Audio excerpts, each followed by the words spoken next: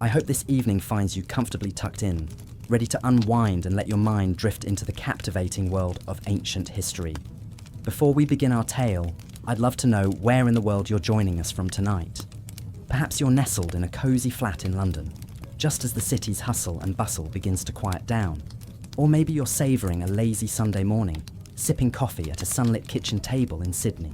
Wherever you may be, I'm honoured to be a part of your day. If you enjoy these relaxing journeys through the annals of history, be sure to subscribe so you never miss an episode. Tonight, we embark on a fascinating exploration of some of history's most notorious and enigmatic figures, the emperors of ancient Rome. At the height of its power, the Roman Empire stretched from the misty moors of Britain to the sun-baked sands of Egypt, encompassing a dazzling mosaic of cultures, languages, and peoples. At the centre of it all stood the eternal city itself, Rome, a metropolis of marble, might, and magnificence. Here, at the pulsing heart of the empire, larger-than-life personalities fought, schemed, and struggled for ultimate power. The emperors who ruled Rome were no ordinary men. They were demigods, wielding absolute authority over millions of subjects. But behind the imperial facade, these were flesh-and-blood human beings, as flawed and fallible as any of us. Some were brilliant statesmen who expanded the bounds of empire. Others were mad tyrants, drunk on power and debauchery. But whether revered or reviled, the names of Rome's emperors have echoed through history, captivating the imaginations of generations. As we delve into the scandalous lives of the Caesars, we'll encounter tales of astonishing excess, devastating betrayals, and chilling brutality. But we'll also uncover surprising moments of tenderness, humour, and even redemption. The real stories behind these legendary rulers are often stranger than fiction, full of unexpected twists and turns that rival the most dramatic Hollywood epics. So make yourself comfortable, dear friend, and let me spin for you the remarkable saga of Rome's emperors. Close your eyes and let my words paint a vivid picture in your mind's eye, transporting you back to a time when the eternal city glittered at the center of the known world.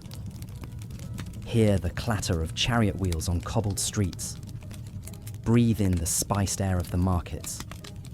Feel the marble monuments beneath your fingertips.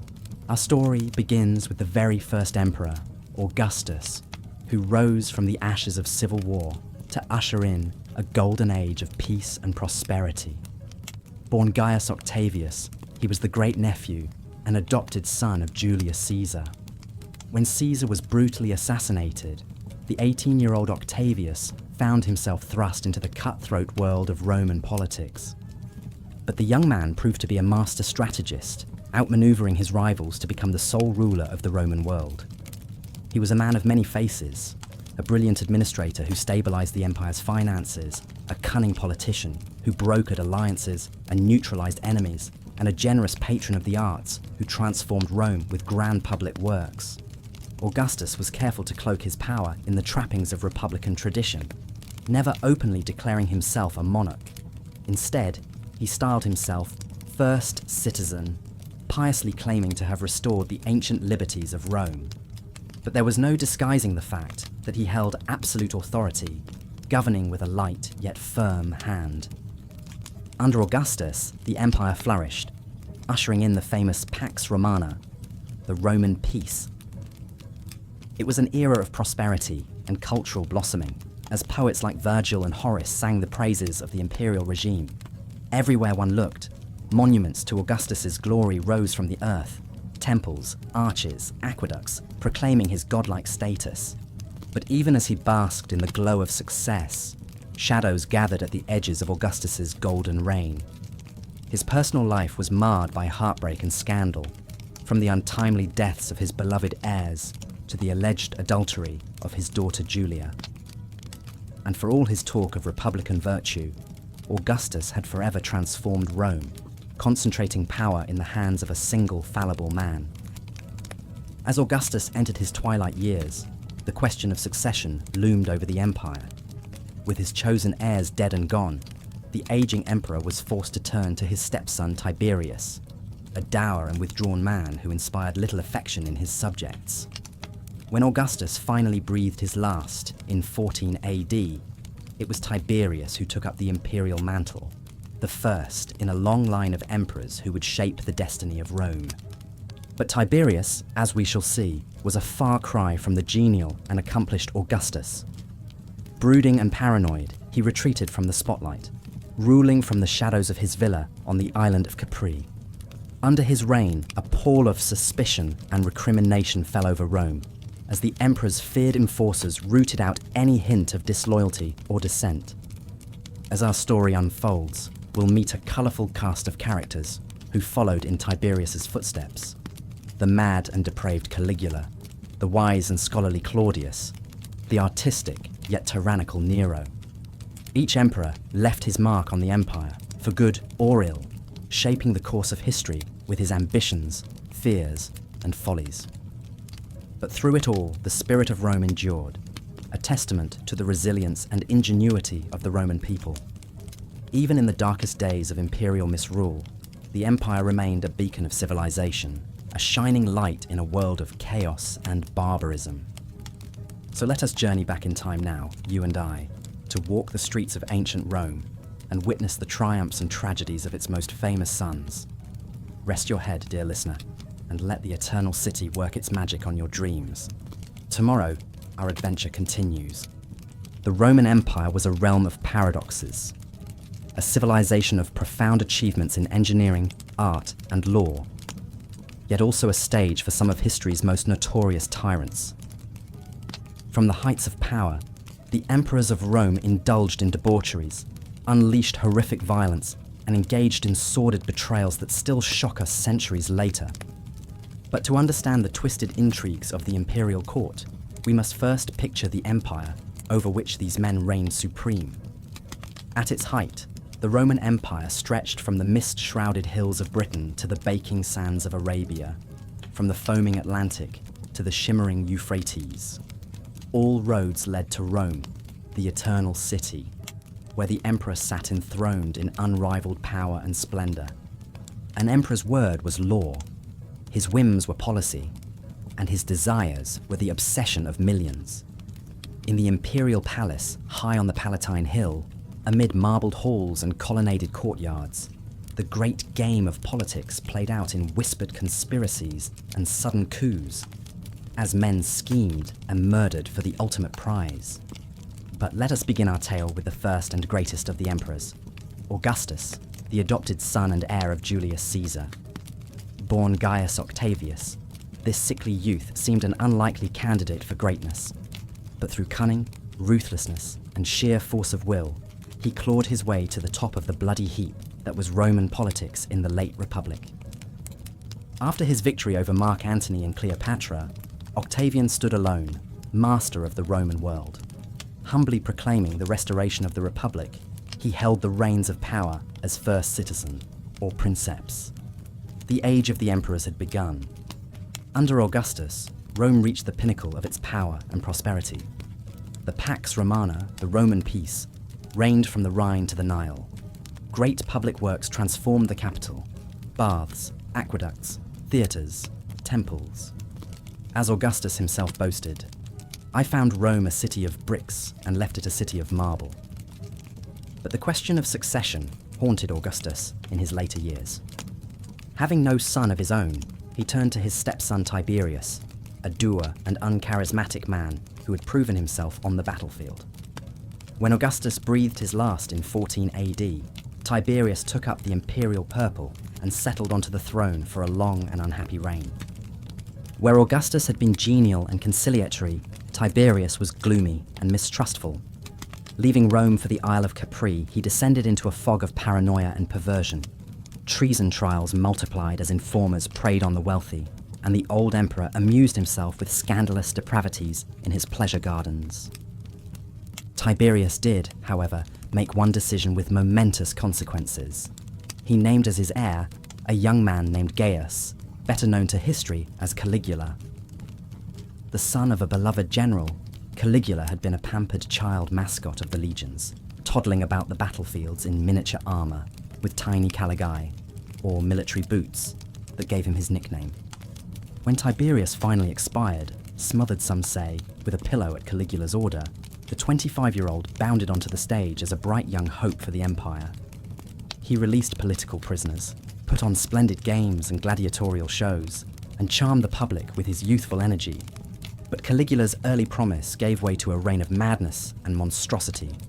Illness and power seemed to have unhinged his mind. The boyish grin twisted into a rictus of insane cruelty. He revelled in bloodshed, torture, and sexual excess. If the rumours are true, he made his horse a priest, ordered the army to collect seashells as spoils of war against Neptune, and tried to appoint the horse as consul. After 4 years of escalating lunacy, Caligula was cut down by his own guards in a palace coup.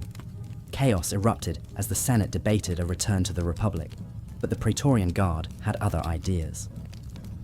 Searching the palace, they found a middle-aged man quivering behind a curtain. Claudius, the uncle of Caligula, a timid scholar who had played the fool to survive.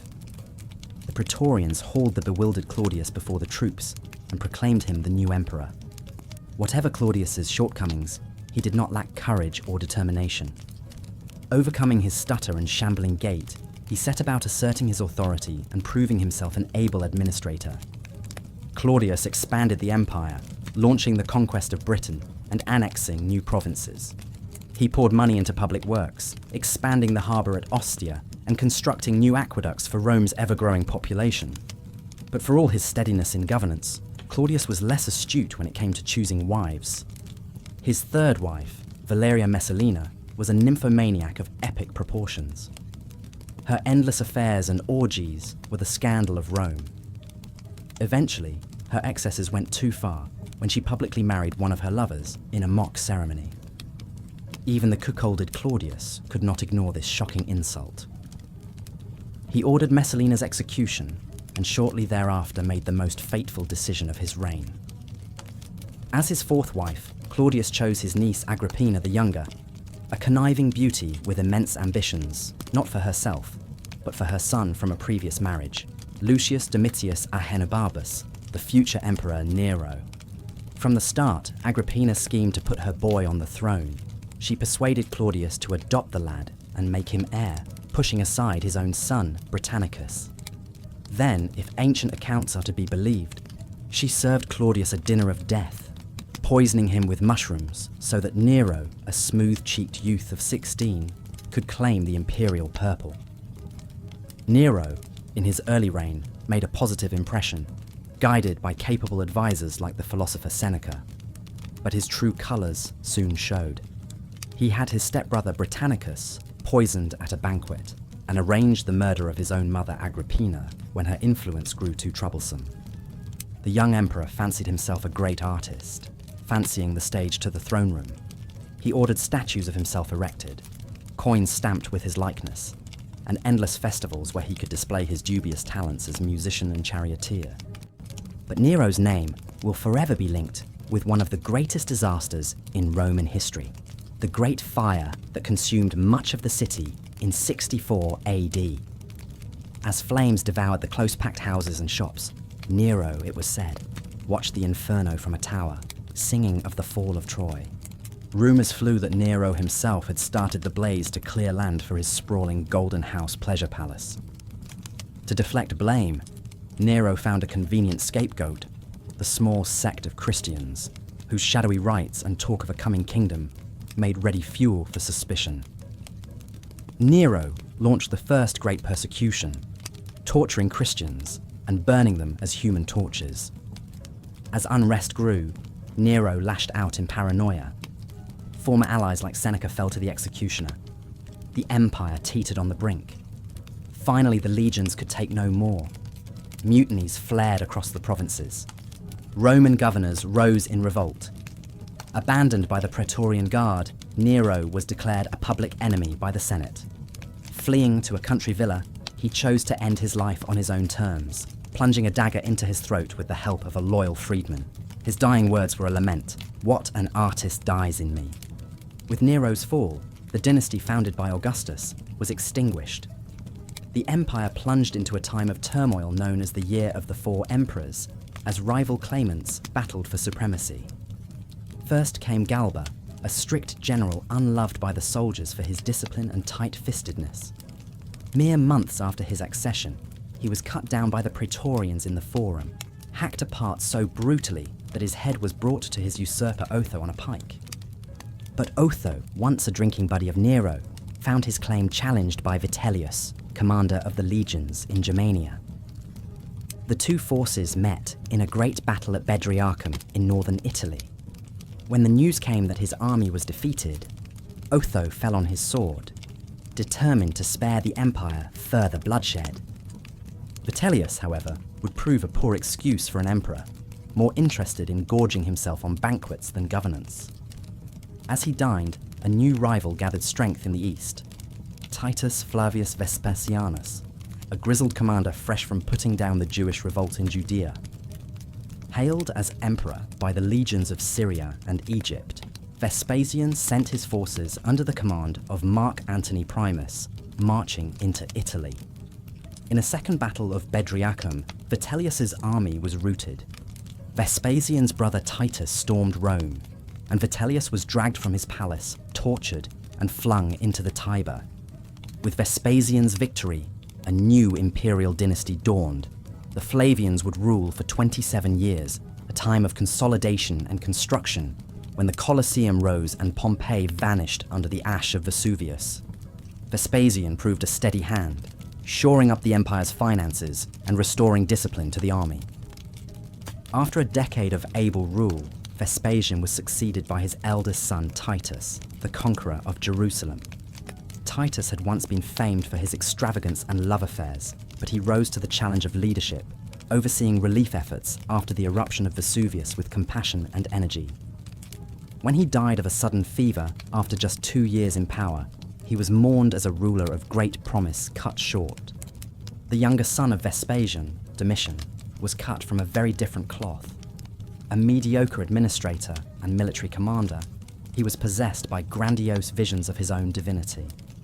He insisted on being addressed as master and god and filled the empire with his statues. Brooding and paranoid, Domitian unleashed a reign of terror, torturing and executing senators and officials on thin pretexts. He kept a tablet of traitors to be killed and revelled in cruel entertainments in the arena. After 15 years of despotism, he was stabbed to death in his bedroom by a gang of conspirators led by his chamberlain. With Domitian's assassination in 96 AD, an era ended. The Senate quickly named as emperor a respected elderly statesman named Nerva. This ushered in the golden age of the 5 good emperors, a dynasty not of blood, but of merit. Each emperor would adopt a worthy successor to follow him.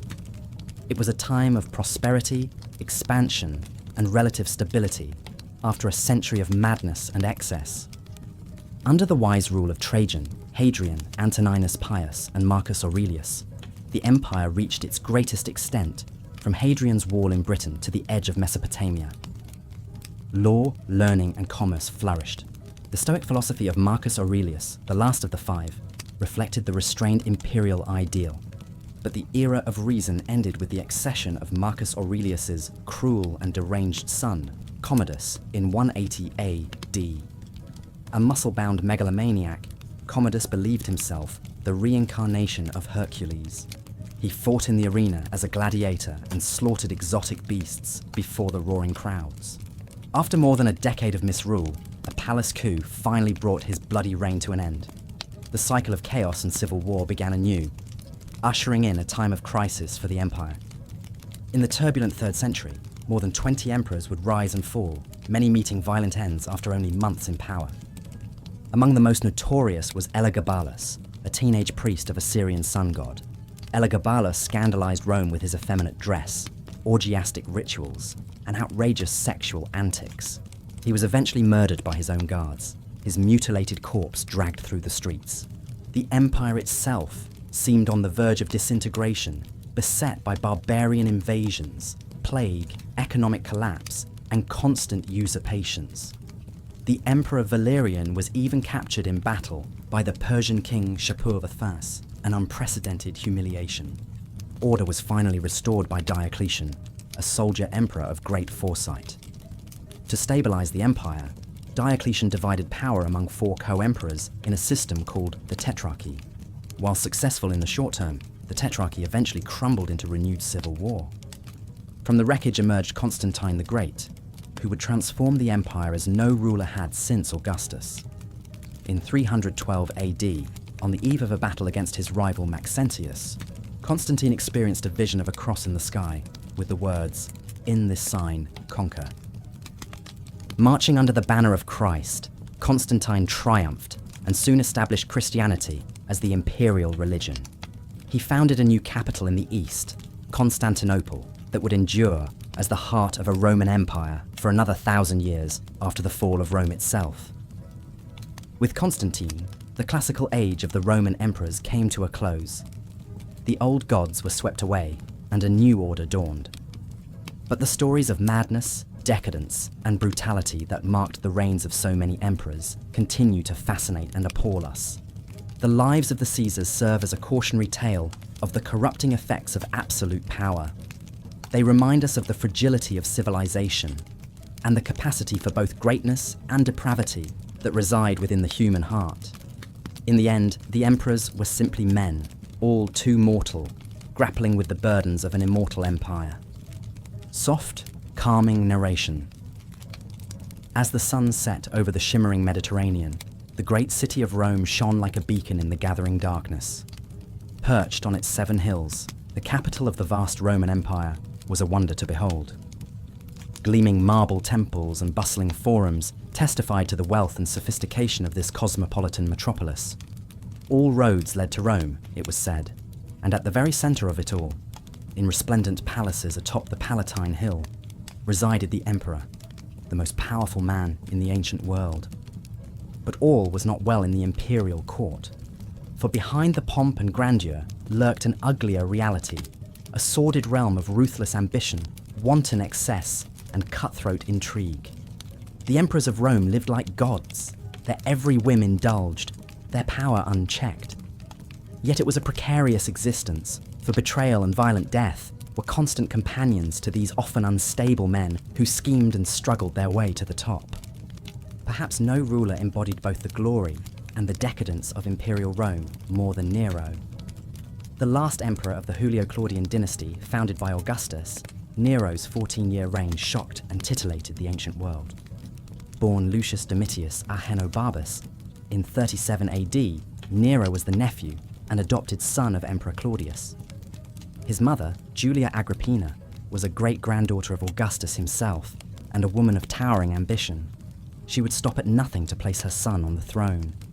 Through cunning manipulation and outright murder, Agrippina eliminated rivals and persuaded Claudius to make Nero his heir. When Claudius died suddenly, in 54 AD, likely from a dose of poisoned mushrooms served by Agrippina herself, Nero ascended to power at the tender age of 16. But the young emperor soon chafed under his domineering mother's control. Tensions escalated until Nero moved to have Agrippina killed, a heinous act of matricide that foreshadowed the depravity to come. Now, without restraint, Nero dove headlong into a life of sybaritic pleasure and artistic pursuits. He fancied himself a great poet, musician, and charioteer, and would force senators and the public to endure his long, self-indulgent performances. Colossal statues were erected in his image, while his golden house, a sprawling palace of unimaginable opulence, sprang up in the heart of Rome. But Nero's delusions of grandeur took a devastating turn in 64 AD, when a massive fire engulfed the city. As flames raged for 9 days, destroying 2/3 of Rome, Nero reportedly watched the inferno from a tower, singing of the fall of Troy in his stage costume. Rumors swirled that the emperor himself had set the blaze to clear land for an expanded palace. To deflect blame, Nero targeted the Christians, then a small sect, initiating the first empire-wide persecution as he had believers thrown to the lions, crucified and burned as human torches. Nero's antics and misrule finally exhausted the patience of the empire. Faced with rebellion by the armies, the Senate declared him a public enemy. As soldiers closed in, the desperate emperor opted for suicide. "What an artist dies in me," he lamented, before forcing his secretary to drive a blade into his neck. The last of the Julio Claudians was dead at 30, leaving a legacy of lurid notoriety that would echo through the ages. Yet Nero's tumultuous reign was merely one chapter in the long, bloody saga of imperial succession. With no clear rules in place, the transfer of power often devolved into a ruthless game of murder and coercion. And so, as the year 69 AD dawned, Rome descended into chaos as rival claimants battled for supremacy. In the span of just 12 months, the empire would see the rise and fall of 4 different emperors. The first was Galba, a senator and governor of Hispania who had revolted against Nero. Hailed as the new Augustus, he rode into Rome expecting a warm welcome. Instead, he faced open hostility from the Praetorian Guard, who resented his refusal to pay the expected donative. Galba's miserly ways and harsh discipline quickly bred discontent. His reign lasted only 7 months before Otho, a one-time friend turned rival, had him cut down in the Roman Forum. But Otho too would enjoy only the briefest taste of power, for at the same time, the legions in Germany had declared for their own commander, Vitellius. As Vitellian forces marched on Rome, Otho's troops were routed in a fierce battle at Bedriacum. Rather than prolong the bloodshed, Otho fell on his sword, having ruled a mere 3 months. Vitellius entered the capital in triumph, only to prove himself a gluttonous and cruel tyrant. He hosted lavish feasts while his soldiers ran amok and the empire drifted into anarchy. The legions of the East, disgusted by reports of his conduct, threw their support behind their battle-tested general Vespasian. As the Flavians advanced into Italy, Vitellius made a half-hearted attempt to abdicate, then hid himself in the palace. On December 20th, 69 AD, he was dragged through the streets, tortured, and flung into the Tiber. So ended the year of the 4 emperors, a turbulent spasm of violence and instability that exposed the deadly fault lines of a system built on military force and personal charisma rather than rule of law. The emergence of Vespasian would usher in a welcome period of competent governance and a new imperial dynasty. But the spectre of volatility and viciousness would forever haunt the halls of power in Rome. As night fell over the palace district, its marble facades bathed in moonlight, all seemed deceptively tranquil. Here at the pulsing heart of the empire, behind the high walls of the Domus Augustana, the emperor slept, alone with his dreams of glory, his fears of treachery. Little could he know which would prove the greater danger in the uncertain days ahead, the enemies without, or the demons within. As we delve further into the tumultuous history of the Roman emperors, we come to a period of particular instability known as the Year of the 4 Emperors. In the wake of Nero's shocking demise, the empire was plunged into chaos as a rapid succession of would-be rulers vied for the throne. The first contender to stake his claim was Servius Sulpicius Galba, a grizzled old general and governor of Hispania. Hailed as emperor by his legions, Galba marched on Rome, only to quickly prove himself ill-suited for the role. Miserly and strict to a fault, he swiftly alienated the Praetorian Guard by reneging on promised bonuses. Discontent festered until the Praetorians took matters into their own hands, brutally assassinating Galba in the Roman Forum a mere 7 months after he took power. In Galba's place, the Praetorians elevated Marcus Salvius Otho, a longtime friend and confidant of Nero. But Otho's reign would prove even more fleeting than his predecessors. Far to the north, the legions in Germania had already thrown their support behind their own commander, Aulus Vitellius. As Vitellius marched his forces down the Italian peninsula, Otho rode out to meet him, only to be decisively defeated in battle. Rather than prolong the civil war, Otho fell on his own sword, his brief stint as emperor lasting just 3 months. Vitellius entered Rome triumphantly, hailed as emperor by the Senate, but he would have little time to savor his victory. In the eastern provinces, the seasoned general Titus Flavius Vespasianus had been declared emperor by his own legions. As Vespasian advanced westward, Vitellius found his support crumbling. The Danube legions turned against him, marching on Rome and crushing Vitellius' defenders in a fierce battle right in the city streets. Vitellius himself was captured, tortured, and put to death, his body unceremoniously dumped into the Tiber River. And so Vespasian, the fourth emperor to rule in this turbulent year, at last took firm control of the empire. The Flavian dynasty he founded would bring a much-needed measure of stability after the chaos of the previous months. But, as we shall see, even Vespasian and his sons were not immune to the intrigues and excesses that so often characterize the lives of the Roman emperors. Vespasian proved himself to be an able and efficient ruler, a welcome change from the indulgent debauchery of some of his predecessors. A man of relatively humble origins, he brought a no-nonsense practicality to the administration of the empire.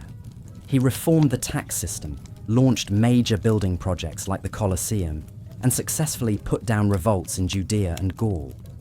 But even the most competent of emperors could not escape the whims of fate and the machinations of those closest to them.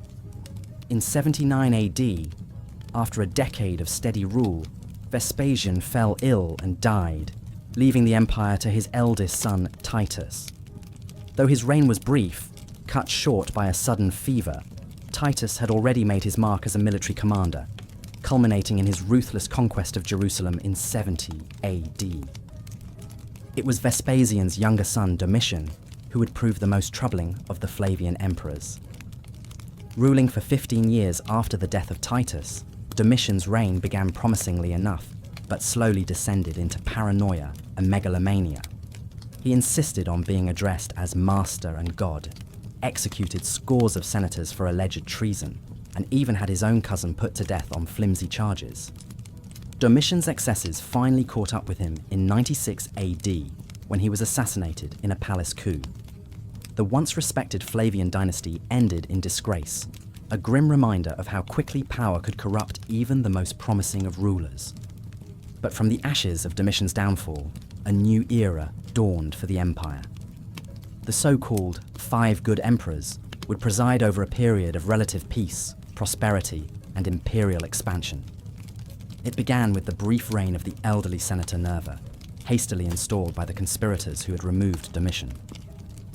To shore up his shaky position, Nerva made a canny political move, adopting the popular General Trajan as his heir. When Nerva died after just 16 months on the throne, Trajan was ready to assume the purple, ushering in an era of military victories and territorial gains that would see the empire reach its greatest extent. Trajan's conquests in Dacia and Parthia filled Rome's coffers with plundered gold and its squares with triumphal monuments, including the iconic Trajan's Column. But he wasn't just a warrior emperor. Trajan was known for his fairness, his moderation, and his respect for the Senate, qualities that made him immensely popular with the people. When Trajan died in 117 AD, he was peacefully succeeded by his own chosen heir, Hadrian. A very different sort of ruler than the militaristic Trajan, Hadrian was a cultured, well-travelled intellectual with a passion for art, architecture, and Greek philosophy. His reign was marked more by diplomacy and consolidation than conquest, as he pulled back from some of Trajan's more overextended frontiers. Hadrian is perhaps best remembered today for the sprawling villa complex he built for himself at Tivoli and for the mighty wall he constructed across Britain to mark the empire's northern limit. But he was also a complex, often melancholic figure, haunted by the death of his young lover, Antinous, whom he mourned extravagantly and even had deified. The reigns of Hadrian's successors, Antoninus Pius and Marcus Aurelius, were largely a continuation of his policies, a time of relative tranquility that the historian Edward Gibbon would later dub the happiest era in human history. Antoninus ruled peacefully for over 2 decades, avoiding major wars and focusing on sound administration. Marcus Aurelius, the philosopher-emperor, faced greater challenges in the form of invasions, plagues, and family strife, but met them with the stoic resolve espoused in his famous meditations. Yet even in this golden age of imperial rule, the old spectre of succession reared its head. For in a decision that would have fateful consequences, Marcus Aurelius chose to break with recent tradition and name his own son, Commodus, as his heir. It was a choice that would plunge the empire back into chaos and set the stage for a new era of tumult. Commodus, it soon became clear, was cut from a very different cloth than his wise and restrained father. Vain, impulsive, and with a cruel streak a mile wide, he quickly set about undoing much of Marcus Aurelius's good work. He executed scores of leading senators, often on the flimsiest of pretexts, and confiscated their wealth to fund his extravagant lifestyle. But Commodus's greatest obsession was with the gladiatorial arena. Not content to merely sponsor the games, as other emperors had done, Commodus insisted on fighting in them himself. He would slaughter exotic animals by the dozen and square off against overmatched opponents, basking in the adulation of the plebeian mob. This shameless exhibitionism appalled and alienated the senatorial class. In 192 AD, after over a decade of misrule, Commodus was strangled in his bath by a wrestler named Narcissus, apparently on the orders of his own inner circle. His death marked the end of the Nerva-Antonine dynasty and plunged the empire back into civil strife. In the chaotic scramble for power that followed, an old, respected senator named Pertinax was briefly installed as emperor, only to be slain by the Praetorian Guard after a mere 87 days. What came next was a moment of supreme ignominy for the empire. The Praetorians actually auctioned off the imperial throne to the highest bidder. The winner of this sordid raffle was Didius Julianus, a wealthy senator who enjoyed his bought-and-paid-for rule for a scant 9 weeks before being ousted and executed by the legions of Septimius Severus, a hard-bitten general from North Africa. Severus would go on to found a new dynasty and put his stamp on the empire, but his rise to power was a stark illustration of just how far the Principate had devolved since the days of Augustus. Under Severus and his successors, the empire took on an increasingly militaristic and autocratic character. Severus paid handsome bonuses to curry favour with the legions, a policy that would contribute to later instability as armies fought to install their favoured candidates. He also launched successful wars against the Parthians in the east, expanding Rome's frontier to its furthest extent. But like so many emperors before him, Severus struggled with the problem of succession. His two sons, Caracalla and Geta, were bitter rivals, and their feud came to a bloody head after Severus's death in 211 AD. Caracalla had his younger brother murdered in their mother's arms, inaugurating a reign of terror that saw him execute thousands of Geta's real or imagined supporters. Caracalla is perhaps best known for the enormous bath complex he constructed in Rome and for the citizenship edict that extended Roman citizenship to all free men in the empire, a measure likely motivated more by a desire for tax revenue than any sense of egalitarianism. His erratic, tyrannical behaviour made him deeply unpopular, and in 217 AD, he was assassinated by a disgruntled soldier during a campaign in the east. What followed was a dizzying, revolving door of emperors, as generals and praetorian prefects vied for power. The teenage Elagabalus, a Syrian priest of an exotic sun god, shocked Roman sensibilities with his sexual excesses and religious eccentricities before being murdered by his own guards. His cousin and successor, Alexander Severus, was a more respectable figure, but still fell victim to a mutiny after a disastrous campaign against the Germanic tribes. The years of chaos that followed Alexander's death are often referred to as the crisis of the 3rd century, a period when the very survival of the empire seemed in doubt. A bewildering array of would-be emperors rose and fell in quick succession, their reigns often lasting only a few months or even weeks.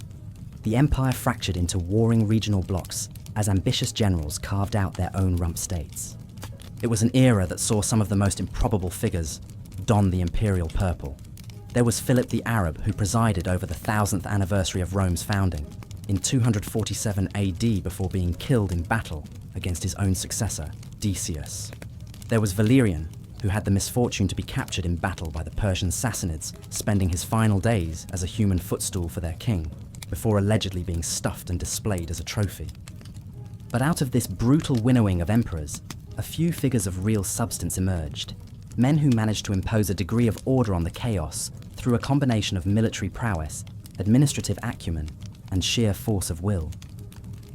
Chief among these was Diocletian, a low-born soldier from Dalmatia who seized power in 284 AD after a typically bloody struggle. Diocletian's great innovation was the tetrarchy, a system of rule in which imperial power was shared between 4 co-emperors, 2 senior Augusti and 2 junior Caesars. The idea was to provide for stable succession and allow the empire to be governed more effectively by dividing responsibilities. And for a time, it worked.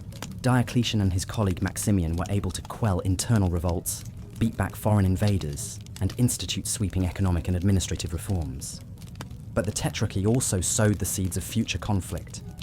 When Diocletian and Maximian retired in 305 AD, the first and last emperors to voluntarily abdicate their successors, Constantius and Galerius, quickly fell to squabbling. The system broke down as rival claimants once again plunged the empire into civil war. From this scrum emerged one of the towering figures of Roman history, Constantine the Great. The son of Constantius, Constantine outcame his rivals through a series of brilliant military campaigns, finally defeating the last of them, Licinius, in 324 AD to become sole ruler of the empire. Constantine's reign marked a turning point in Roman history. Most famously, he converted to Christianity and ended centuries of on and off persecution, setting the stage for it to become the dominant religion of the empire and of Europe.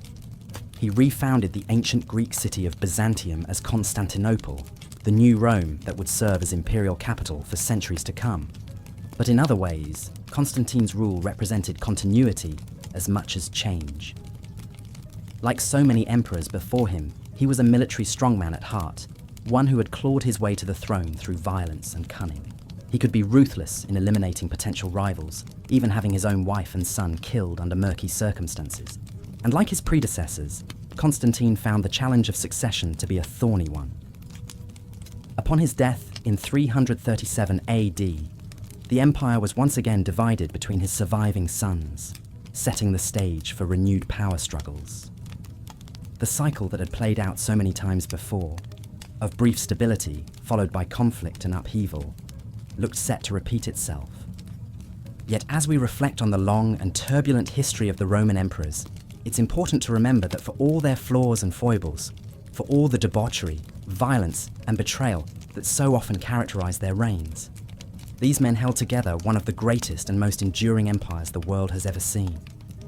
Through external invasions and internal strife, through plagues and famines and civil wars, Rome endured for centuries under their rule.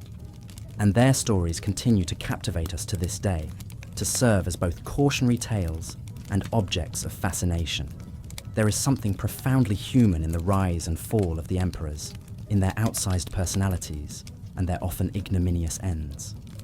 They remind us of the corrupting nature of absolute power, of the way that even the most promising of leaders can be undone by their own hubris and excesses. But they also speak to the resilience of the human spirit, to the way that even in the darkest of times, there are those who rise to the occasion, who shoulder the immense burden of leadership and strive, however imperfectly, to leave their mark on history. The Roman emperors, for all their flaws, were undeniably men who shaped the course of human events, whose legacies echo down to us through the millennia. And so, as we drift off to sleep, let us ponder these distant, half-mythical figures, these men who bestrode the narrow world like colossuses. Let us marvel at their triumphs and mourn their tragedies, and let us never forget the lessons they can teach us about the perils and possibilities of power. For in the end, the story of the Roman emperors is in many ways the story of humanity itself, in all its grandeur and folly. As the sun set over the 7 hills of Rome, a hush fell over the bustling metropolis that was the beating heart of an empire. In the opulent palaces perched high above the city, the emperors retired to their chambers after another day of wielding absolute power over millions of subjects, stretching from the misty highlands of Britain to the sun-baked sands of Arabia.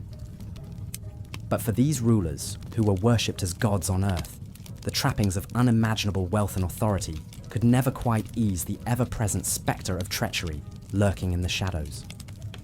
For to be a Roman emperor was to live each day poised precariously on the edge of a glittering sword.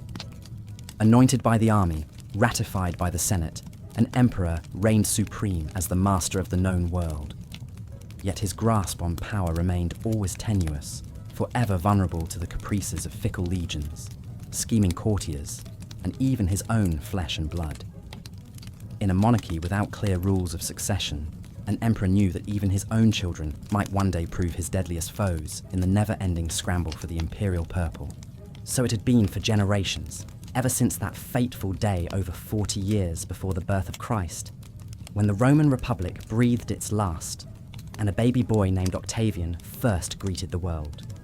Born into one of Rome's most ancient patrician families, few could have guessed that this sickly child would one day rise to become Augustus, the first and arguably greatest of Rome's emperors. Through a combination of bold military conquests, shrewd political maneuvering, and carefully cultivated propaganda, Augustus masterfully navigated the treacherous currents of Roman politics to emerge as the supreme leader of an empire that he would guide into a golden age of peace and prosperity. But even Augustus was not immune to the brutal realities of dynastic politics. Having no sons of his own, he was forced to scour his extended family for a suitable heir. After the premature deaths of his nephews Lucius and Gaius, he finally settled on his stepson Tiberius, a gloomy and paranoid man whose 23-year reign would be marred by treason trials and escalating tensions with the Senate. Upon his death in 37 AD, Tiberius would pass the throne to his grandnephew Gaius, better known to history as Caligula. If there was ever an emperor who embodied both the grandeur and madness of imperial Rome, it was surely Caligula. The young emperor's early months were a model of wise and moderate governance, filled with lavish public spectacles and wildly popular reforms. But then something changed. Some say it was a grave illness that unhinged his mind, while others whisper of a potion that slowly poisoned his reason. Whatever the cause, Caligula soon descended into a frenzy of sadism and excess that would make him the most notorious of all Rome's rulers. No perversion was too outrageous, no whim too expensive for Caligula to indulge. He turned his palace into a brothel staffed by the wives of prominent citizens.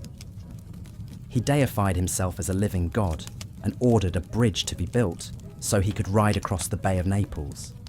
Perhaps most infamously, he even tried to appoint his favorite horse as a priest and consul. After years of escalating insanity, Caligula was finally assassinated by his own guards, a fate that would befall so many who dared to don the imperial purple.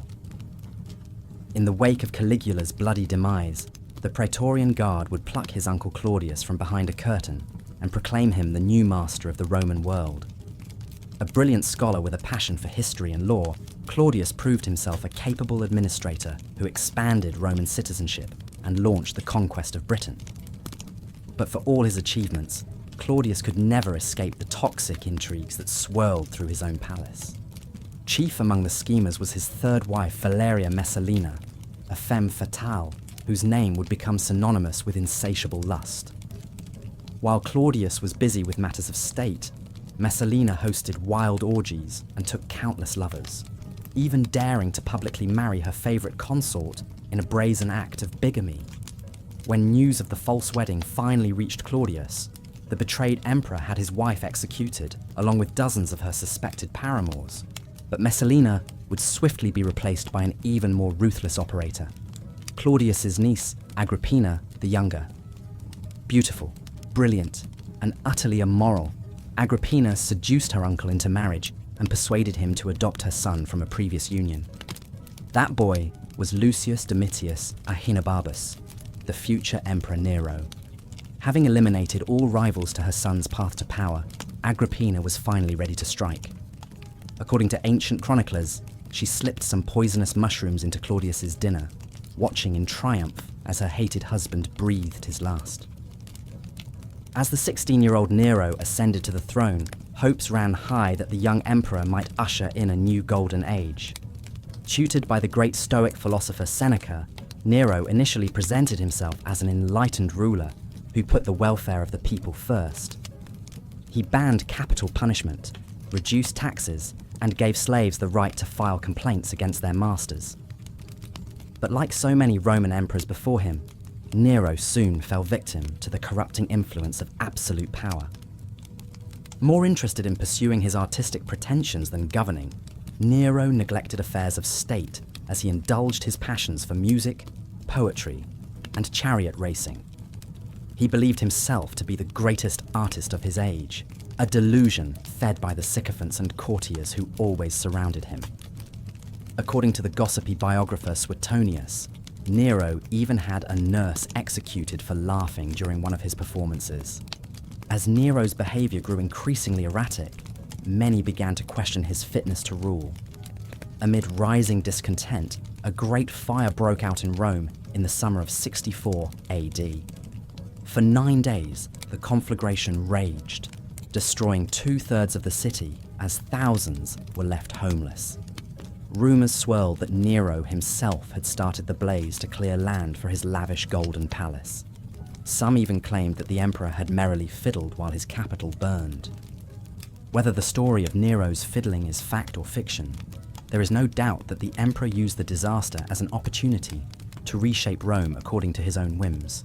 He erected a colossal 100-foot statue of himself, the Colossus of Nero, at the entrance to his sprawling palace complex. To pay for his extravagances, he imposed new taxes and seized property from wealthy nobles. As opposition to his rule mounted, Nero lashed out with increasing brutality. He had his first wife killed, and his mother Agrippina stabbed to death. When a plot to depose him was uncovered, he ordered the conspirators to commit suicide, including his old tutor Seneca. By the time rebellions began breaking out across the empire in 68 AD, the emperor had lost all support. Declared a public enemy by the Senate, Nero fled Rome and took his own life, ending the Julio-Claudian dynasty that had ruled the empire for nearly a century. In the chaotic aftermath of Nero's death, the Roman Empire was plunged into a devastating civil war known as the Year of the Four Emperors. One after another, rival generals marched on Rome to seize power for themselves, only to be cut down by the next contender. First came Galba, a wizened old senator who lasted just 7 months before being decapitated by his mutinous troops. Next was Otho, a former drinking buddy of Nero's whose reign ended in suicide after he was defeated in battle. Then there was Vitellius, a gluttonous commander whose first act as emperor was to throw a feast so lavish that it featured a legendary dish called the Shield of Minerva, an entree that required livers of pike, brains of pheasant and peacock, flamingo tongues, and lamprey milt. But Vitellius's endless banquets would soon be cut short. As he gorged himself on delicacies, a new challenger was marching on Rome, a grizzled general named Vespasian who had been declared emperor by his legions in the east. As Vespasian's troops closed in, Vitellius made a pathetic last stand, stumbling drunkenly through the streets as he tried to flee disguised as a priest. Dragged from his hiding place in the palace, the bloated emperor begged for his life before being beaten to death and thrown into the Tiber River. With that ignoble end, the terrible Year of the Four Emperors finally drew to a close. The Flavian dynasty had begun. A tough old soldier who had worked his way up from obscurity, Vespasian proved himself to be one of Rome's most competent and level-headed rulers. He stabilized the empire's finances, reformed the army, and launched an ambitious building program that included icons like the Colosseum. But even this steady hand could not completely escape the intrigues that always swirled through the Roman court. According to ancient gossip, Vespasian's much younger wife Domitilla cuckolded him with a famous actor named Paris. When the emperor found out, he had the actor murdered in the street and banished a nobleman who complained about the affair. More credible is the story that Vespasian died after falling ill with severe diarrhea, quipping with his famous dry wit, "Dear me, I think I'm turning into a god." Vespasian would be succeeded by his eldest son Titus, the beloved conqueror of Jerusalem, who reigned for just 2 years before succumbing to a sudden fever. Ancient writers would long lament Titus as one of history's great what-ifs, a wise and benevolent ruler struck down in his prime. His younger brother Domitian, who took the throne in 81 AD, would not be so fondly remembered.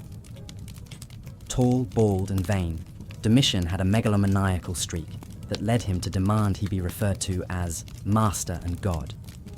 he kept a special troop of servants, whose sole job was to continuously wipe the sweat from his forehead. Growing increasingly paranoid, he had the palace halls lined with reflective moonstone, so he could always see who was coming up behind him. Domitian particularly loved to torture and kill flies, stabbing them with a needle-sharp stylus and leaving their bodies piled on his desk. According to the biographer Suetonius, he once asked a servant if anyone else was in the palace, to which the servant wryly replied, "Not even a fly." But for all his precautions, Domitian could not escape the vengeance of those he wronged. In 96 AD, he was stabbed to death in his bedroom by a gang of conspirators that included his own wife. The fallen tyrant's body was hastily cremated on a pyre of cheap wood as the Senate passed a motion condemning his memory to oblivion. In his place, they appointed the elderly Senator Nerva to be the new emperor. It was the first time a ruler had been chosen by the Senate rather than the army or hereditary succession. Although he would reign for just 16 months before dying of natural causes, Nerva's ascension marked the beginning of an era later generations would call the Five Good Emperors. These rulers, who led Rome from 96 to 180 AD, would preside over the high watermark of the Roman Empire. Trajan, the daring general who pushed the imperial borders to their greatest extent. Hadrian, the inveterate traveller who personally inspected nearly every province. Antoninus Pius, the serene administrator who governed with a light yet steady hand. And finally, Marcus Aurelius, the philosopher king whose stoic meditations remain revered as a timeless work of wisdom. That golden age would come to an abrupt and ignoble end with Marcus Aurelius' son, Commodus. A muscle-bound brute with a passion for gladiatorial combat, Commodus fancied himself the reincarnation of Hercules. He fought hundreds of times in the arena, most often against amputees and wounded soldiers who were armed with nothing but sponges. Like so many mad emperors before him, Commodus lived in constant fear of plots and intrigues. His paranoia was so great that he once burned a hapless servant alive for making his bath too cold. But no amount of bloodshed could protect him forever. On New Year's Eve, 192 AD, the Praetorian prefect Quintus Aemilius Latus hatched a plan to save Rome from the unhinged emperor's increasing depravities. Together with Commodus's favourite concubine, a wrestler named Narcissus was recruited to strangle the emperor in his bath. As Commodus thrashed beneath the water, Narcissus wrapped his powerful forearm around the emperor's neck and squeezed until he felt the life drain out of him. With a final spasm, the emperor, who had styled himself as an invincible demigod, slipped away into ignominious death. The murder of Commodus would usher in another turbulent period of civil war and upheaval.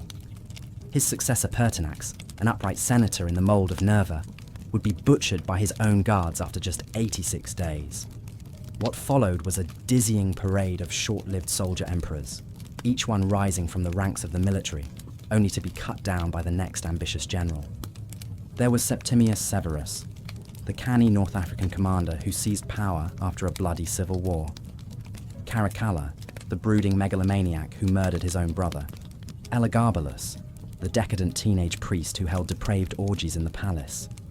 Maximinus Thrax, the hulking barbarian warrior who rose from shepherd boy to emperor.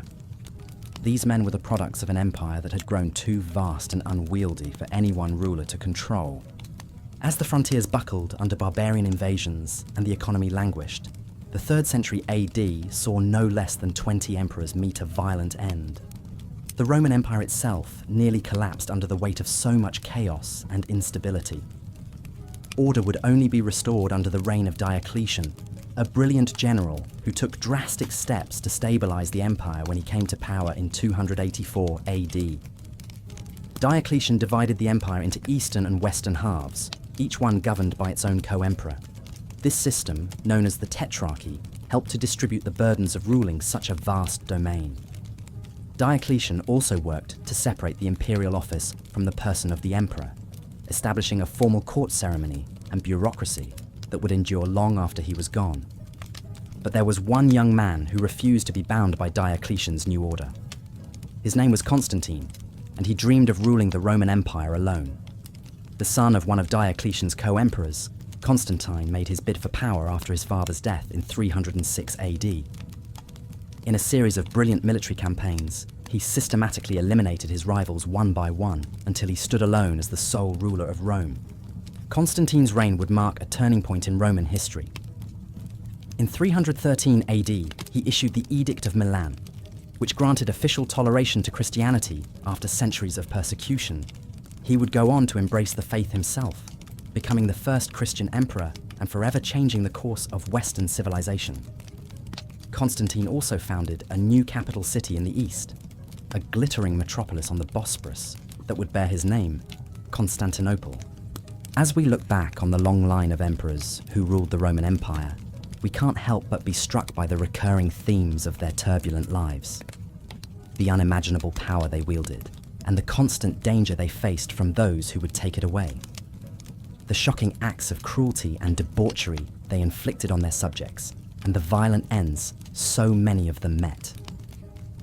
It's a legacy that continues to captivate us thousands of years later, inviting us to ponder the dark side of human nature that lies within us all.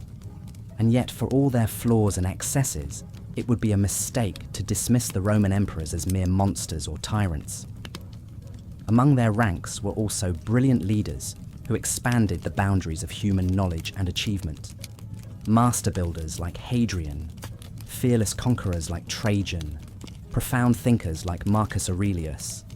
Through their triumphs and tragedies, they left an indelible mark on the world that endures to this day. As the moon rises high over the ruined grandeur of the Roman Forum, we can almost imagine their ghosts still walking among the crumbling columns and marble statues, whispering to us from across the ages, daring us to unravel the mysteries that will forever swirl around the lives of the extraordinary men who once held the fate of civilization in their hands. The emperors who ruled the Roman world for an astonishing 500 years, and whose deeds will be remembered for all time.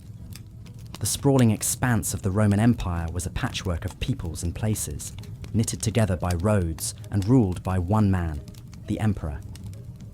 These men held the fate of millions in their hands, shaping the course of history with their whims and vices.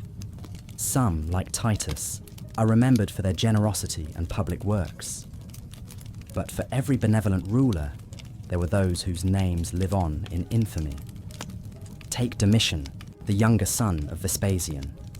While his father and brother were known for their military prowess and building projects, Domitian's reign was characterized by cruelty, paranoia, and megalomania. It is said he would spend hours alone, brooding and catching flies only to stab them with a needle. He insisted on being addressed as master and god. Any hint of disloyalty, real or imagined, could spell a death sentence.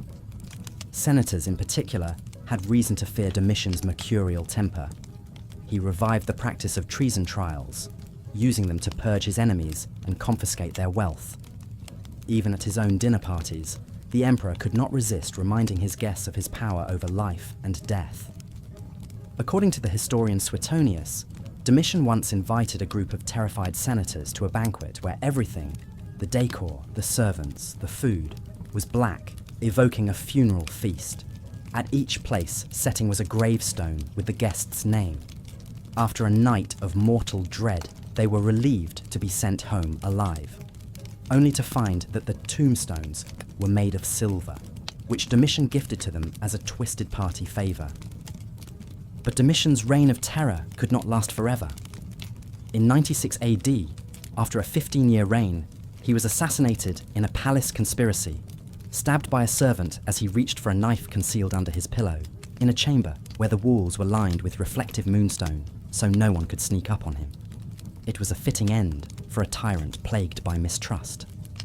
And so, the cycle continued, a parade of larger-than-life figures, leaving their mark on an empire that spanned continents and centuries. After Domitian came a series of rulers known to history as the Five Good Emperors: Nerva, Trajan, Hadrian, Antoninus Pius, and Marcus Aurelius. Chosen by merit rather than birth, they presided over an era of relative peace and prosperity from 96 AD to 180 AD. Nerva's reign was brief but crucial. Appointed by the Senate after Domitian's assassination, this elderly statesman, worked to undo the abuses of his predecessor and restore a spirit of cooperation between the emperor and the senatorial class. To ensure a peaceful succession, Nerva adopted the respected General Trajan as his heir. When Nerva died, after just 16 months in power, Trajan ascended to the purple with widespread support. Trajan is remembered as a soldier emperor who expanded the empire to its greatest territorial extent.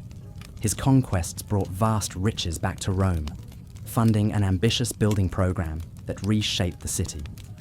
Trajan's Column, a triumphal monument decorated with scenes from his military campaigns, still stands today, a testament to his glory and the Roman genius for engineering. But Trajan was more than a conqueror. He was known for his fairness, his respect for the Senate, and his generosity to the poor. Under his rule, Rome flourished both militarily and culturally. Trajan's legacy was one of prosperity and stability, a golden age for the empire. When Trajan died in 117 AD, his adopted son and chosen successor Hadrian took the throne. Hadrian too was a military man, but his interests ranged far beyond the battlefield.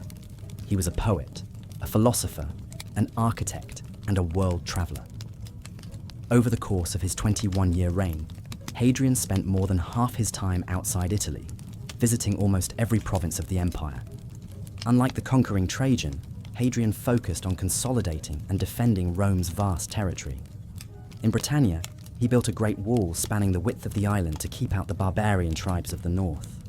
In Judea, he brutally suppressed a Jewish revolt, expelling the survivors from Jerusalem and rebuilding the city as a Roman colony.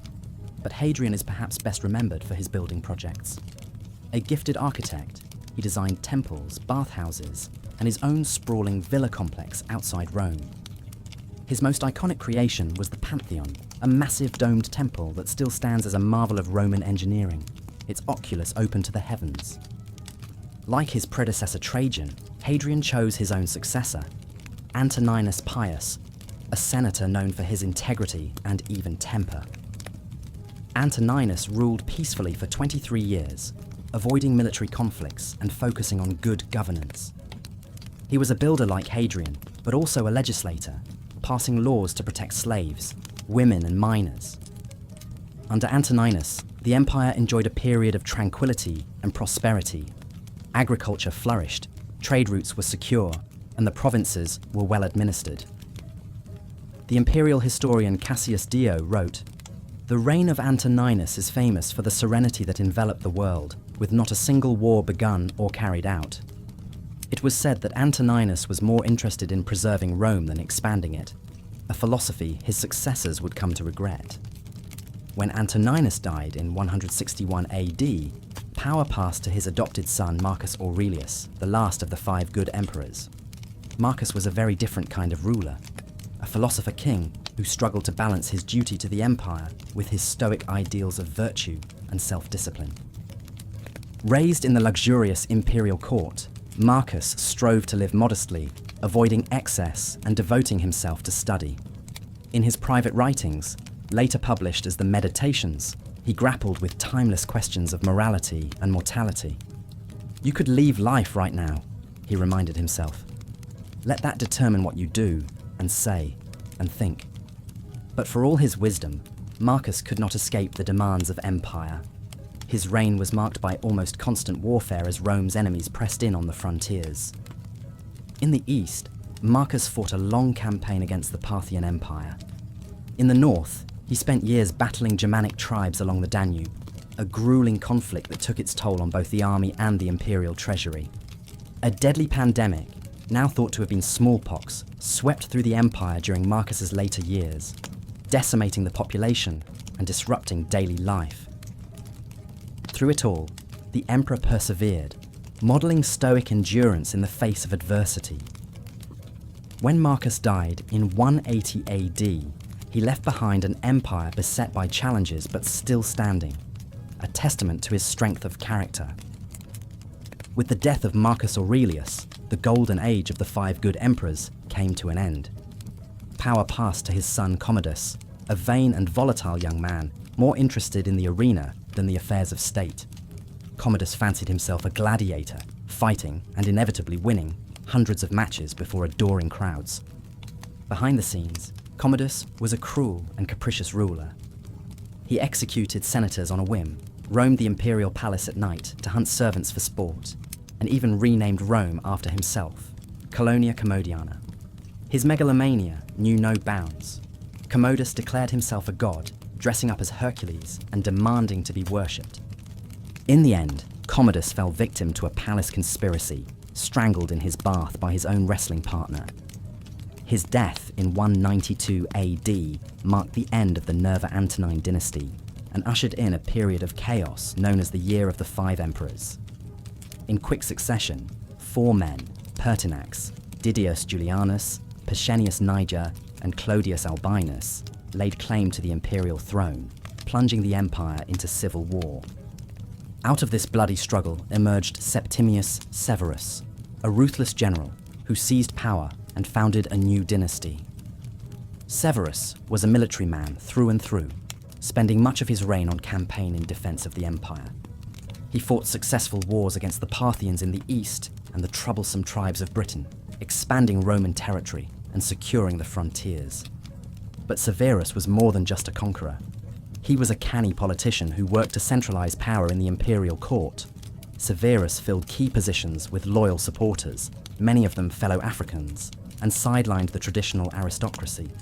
He also courted the favor of the army, raising military pay and granting other privileges to ensure their loyalty. This emphasis on military might would come to define the Severan dynasty and foreshadow the troubles to come. When Severus died in 211 AD, while on campaign in Britain, he left the empire to his sons Caracalla and Geta with the famous advice: be harmonious, enrich the soldiers, and scorn all other men. It was advice the brothers would not heed. Caracalla and Geta, who had long hated each other, agreed to split the empire between them, but their truce was short-lived. Just a year after their father's death, Caracalla had Geta murdered in their mother's arms and launched a bloody purge of his brother's supporters. As sole emperor, Caracalla proved to be a cruel and capricious ruler in the mold of Caligula or Nero. He was notorious for his arbitrary executions, his sexual excesses, and his strange obsessions. Caracalla was fixated on Alexander the Great, styling himself as a new world conqueror, but his military campaigns were largely unsuccessful, draining the imperial treasury. To fund his extravagances, Caracalla raised taxes and debased the currency. He also extended Roman citizenship to all free men in the empire, a move that had more to do with expanding the tax base than any sense of egalitarianism. In the end, Caracalla's excesses caught up with him. In 217 AD, he was assassinated by a soldier while relieving himself at the side of the road, an ignominious end for a grandiose emperor. And so the cycle continued, a parade of larger-than-life figures leaving their mark on an empire that spanned continents and centuries. Some, like Elagabalus, are remembered for their shocking excesses. The teenage priest emperor who scandalized Rome with his exotic Eastern rites and sexual proclivities. Others, like Diocletian, are known for their reforms, dividing the empire and establishing the tetrarchy in a bid to stabilize a teetering colossus. And still others, like Constantine, changed the course of history, adopting Christianity and founding a new capital in the East. Through it all, the themes of power, ambition, and mortality loom large. The lives of the Roman emperors are a reminder of the fleeting nature of glory, the corrupting influence of absolute power, and the enduring fascination we have with those who shaped the ancient world. Their stories continue to captivate us, centuries after the fall of the empire they ruled. We now turn our gaze to one of the most extraordinary eras in the history of the Roman Empire, the reign of Commodus and the Severan dynasty. It was a time of larger-than-life characters, breathtaking extravagance, and shocking brutality. The imperial palace became a hothouse of intrigue, where power was violently seized and jealously guarded. Emperors indulged their whims and vices to the fullest, leaving ordinary Romans to marvel at their antics. Our story begins with Commodus, the son and heir of the revered philosopher king Marcus Aurelius. Commodus had been raised in privilege and luxury, and his ascension to the throne at the age of 18 seemed to promise a bright future for Rome. But alas, it was not to be. For Commodus had a fatal fascination with the savage world of gladiatorial combat. He fancied himself a god in human form, the reincarnation of the mythical hero Hercules. The young emperor spent endless hours training with weapons and competing in the arena, much to the horror of the Senate and the bemusement of the people. He fought under the name Hercules Reborn, slaughtering exotic beasts and hapless criminals with reckless abandon. The spectacle was both entrancing and appalling. Some whispered that the emperor had gone mad, but there was a method to his madness. By portraying himself as a divine being, Commodus sought to elevate his status above the petty politicking of the Senate. He demanded to be worshipped as a living god, and those who refused faced dire consequences. The Senate, cowed into submission, could only watch as Commodus indulged his every twisted fantasy. The excesses of Commodus knew no bounds. He hosted lavish banquets where guests dined on exotic delicacies like ostrich brains and flamingo tongues. He filled his private chambers with gold and silver statues of himself in heroic poses. He even renamed Rome after himself, declaring it the colony of Commodus. The treasury was drained dry to pay for his extravagances, and the empire teetered on the brink of bankruptcy. But perhaps most disturbing of all were the depths of Commodus's cruelty. He took great pleasure in personally executing criminals in brutal and imaginative ways. He once had a hapless citizen thrown into the arena to be devoured by wild beasts for the crime of yawning during one of his speeches. He ordered the torture and execution of anyone he perceived as a threat, including members of his own family. The reign of terror could not last forever. In the year 192 AD, after more than a decade of misrule, Commodus was finally brought down by a conspiracy within his own inner circle. His mistress Marcia, fearing for her own life, slipped poison into his wine. When that failed to kill him, an athlete named Narcissus was sent to strangle the emperor in his bath. The Senate rejoiced at the news of Commodus's death, declaring him a public enemy and ordering his statues torn down. But their relief was short-lived. The Praetorian Guard, the emperor's personal bodyguards, had grown accustomed to the largesse of Commodus and resented the Senate's attempts to reassert control. They put the throne up for auction, selling it to the highest bidder. The winner was a wealthy senator named Didius Julianus, who promised to pay each soldier a hefty bonus in exchange for their support. But his reign was doomed from the start. The people of Rome, disgusted by the shameless display of corruption, rose up in revolt. Rival generals in the provinces declared themselves emperors and marched on the capital, plunging the empire into civil war. In the end, it was Septimius Severus, a shrewd and ruthless commander from the Balkans, who emerged victorious. He executed Didius Julianus and purged the Senate of his opponents, filling the ranks with his own loyal supporters. He also lavished attention on the army, raising their pay and granting them generous donatives, ensuring their unwavering loyalty. Under Septimius Severus, the empire enjoyed a period of relative stability and prosperity. He embarked on ambitious building projects, including the magnificent Arch of Septimius Severus in the heart of Rome. He expanded the borders of the empire, conquering Mesopotamia from the Parthians and securing the frontiers in Britain and Africa. But even as he brought glory to Rome, Septimius Severus was sowing the seeds of future discord. He elevated the power and prestige of the military to new heights, setting a dangerous precedent for the emperors who would follow. He also faced challenges much closer to home, in the form of his two sons, Caracalla and Geta. The brothers were bitter rivals from a young age, fueled by jealousy and hatred. Their father had unwisely decided to make them joint heirs to the throne, setting the stage for a vicious power struggle. Caracalla, the elder son, was a cruel and unpredictable tyrant in the mold of Commodus. Geta, the younger, was more level-headed, but equally ambitious. When Septimius Severus died in 211 AD, the brothers briefly ruled together as co-emperors. But it was an uneasy truce, marred by constant bickering and threats of violence. They divided the imperial palace into separate fortified compounds, and rarely appeared in public together for fear of assassination attempts. The tense standoff finally erupted into bloodshed during a meeting brokered by their mother, Julia Domna. Caracalla's henchmen burst into the room and cut down Geta in cold blood as he clung desperately to his mother's robes. Caracalla emerged as the sole ruler of the Roman Empire, his hands stained with his own brother's blood. To secure his grip on power, Caracalla launched a reign of terror that eclipsed even the worst excesses of Commodus. He executed thousands of Geta's supporters, including many prominent senators and generals. He even had his own wife killed for daring to mourn the death of his brother. The emperor's paranoia knew no bounds. Like Commodus before him, Caracalla sought to bolster his legitimacy through grandiose displays of power and divinity. He styled himself as the new Alexander the Great, conquering the East in a series of bloody campaigns. He also expanded Roman citizenship to all free men in the empire, a move that diluted the privileges of the elite and swelled the ranks of taxpayers. But for all his posturing, Caracalla was a deeply troubled man. He was plagued by nightmares and visions of his murdered brother, and he became increasingly erratic and unpredictable. In 217 AD, while traveling in the East, he was assassinated by a disgruntled soldier during a roadside bathroom break.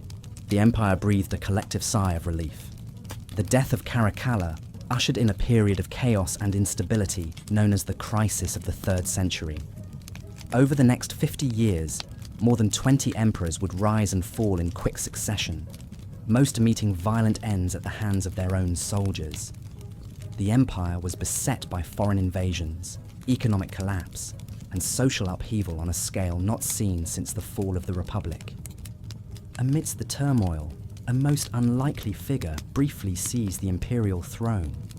His name was Elagabalus, and he was just 14 years old when he was declared emperor by the legions in Syria. The young boy had served as a priest of the sun god in the city of Emesa, and he brought his strange and exotic religious practices with him to Rome. Elagabalus was a true original, a flamboyant and gender-bending figure who delighted in flouting convention. He wore makeup and women's clothing, and he married and divorced several women and men in quick succession. He even took a Vestal Virgin as his wife, a shocking act of sacrilege that scandalized Roman society.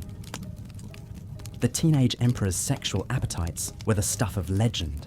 He was said to have hosted elaborate orgies in the imperial palace, where he would select his partners based on the size of their genitals. He also had a penchant for lavish banquets, where he would serve rare delicacies like camel's heels and flamingo brains. But Elagabalus's most notorious act was his attempt to elevate his Syrian sun god to the head of the Roman pantheon.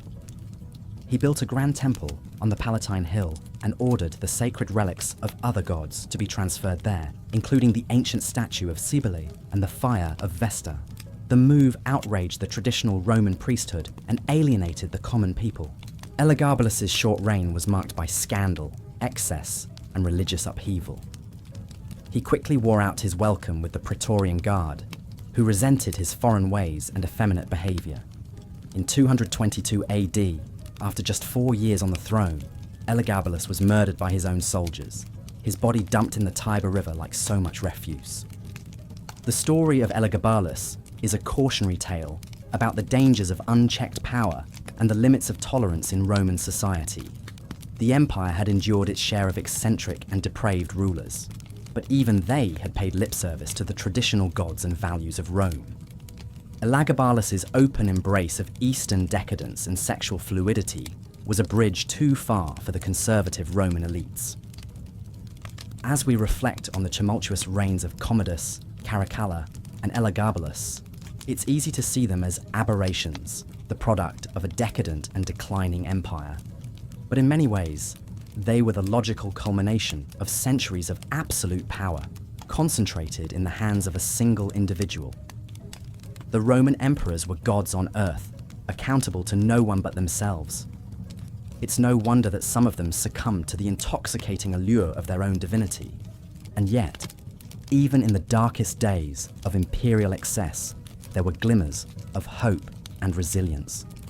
The Roman people endured, as they always had, finding solace in their families, their communities, and their faith. The empire would go on to survive the crisis of the 3rd century and enjoy a period of renewed stability under the strong leadership of emperors like Diocletian and Constantine. But that is a story for another day. For now, we bid farewell to the mad, bad, and dangerous emperors of Rome, secure in the knowledge that their stories will continue to fascinate and appall us for generations to come. Like the empire they ruled, their legacy is complex and enduring, a testament to the heights of human achievement and the depths of human depravity. And so we sleep, with visions of ancient grandeur and decadence dancing in our heads, grateful for the stable and peaceful lives we lead today. As we've seen, the lives of the Roman emperors were filled with enough scandal, violence, and intrigue to put even the most dramatic modern soap operas to shame. But if you thought the antics of Caligula, Nero, and Commodus represented the heights of imperial notoriety, strap in, we're just getting started. After Commodus was assassinated in 192 AD, the empire descended into a chaotic free-for-all known as the Year of the Five Emperors. In the span of just a few short months, a dizzying succession of rulers seized the purple, only to be cut down by the next ambitious general with an army at his back. First up was Pertinax, a respected senator and city prefect. But his attempts at reform didn't sit well with the pampered Praetorian Guard, and after just 86 days, Pertinax was butchered in his palace by a contingent of disgruntled guardsmen. In a scandalous turn of events, the Praetorians then auctioned off the imperial throne to the highest bidder. A wealthy senator named Didius Julianus won the dubious prize for the princely sum of 25,000 sesterces per man. But his reign would prove to be short-lived. 3 prominent generals in the provinces, Pescennius Niger in Syria, Clodius Albinus in Britain, and Septimius Severus in Pannonia, all refused to recognize Julianus's authority and launched bids for power. Through a combination of political savvy, military muscle, and plain old luck, Severus emerged victorious.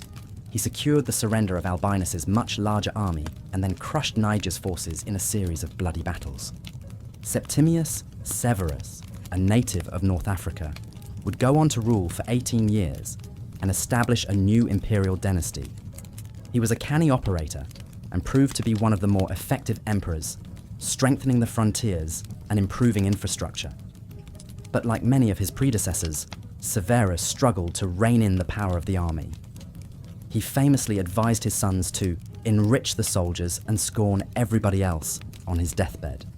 This advice would come back to haunt the empire as Severus's sons, Caracalla and Geta, almost immediately plunged into a vicious rivalry after inheriting the throne together in 211. Caracalla, whose official portraits depicted him with a permanent scowl, was not exactly a people person, but he did have a certain fondness for the army, granting Roman citizenship to all free men in the empire so he could tax them to raise soldiers' pay. He also had a megalomaniacal streak, styling himself as a second Alexander the Great, as he led military campaigns against the Germans and Parthians. In a grim irony, Caracalla would meet his end on one of these expeditions when he was stabbed by a disaffected soldier while relieving himself at the side of the road.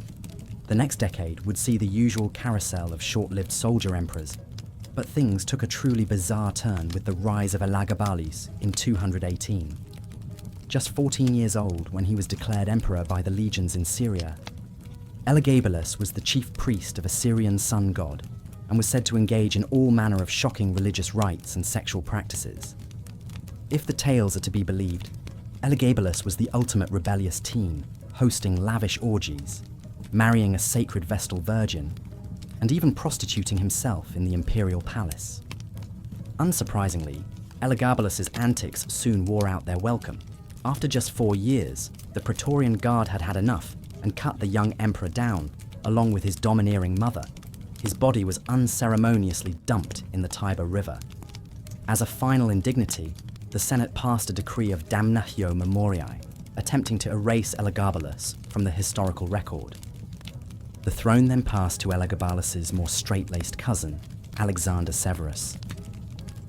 But after a 13-year reign focused more on diplomacy than military victories, Alexander too fell victim to soldier mutiny, butchered alongside his mother in a camp on the Rhine frontier.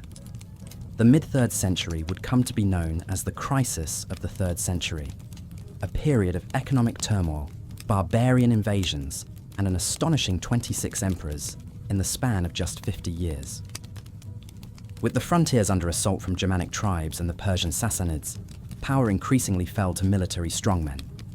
Emperors like Maximinus Thrax, Philip the Arab, and Decius spent little time in Rome, focusing their energy on repelling invasions, often at the cost of their lives.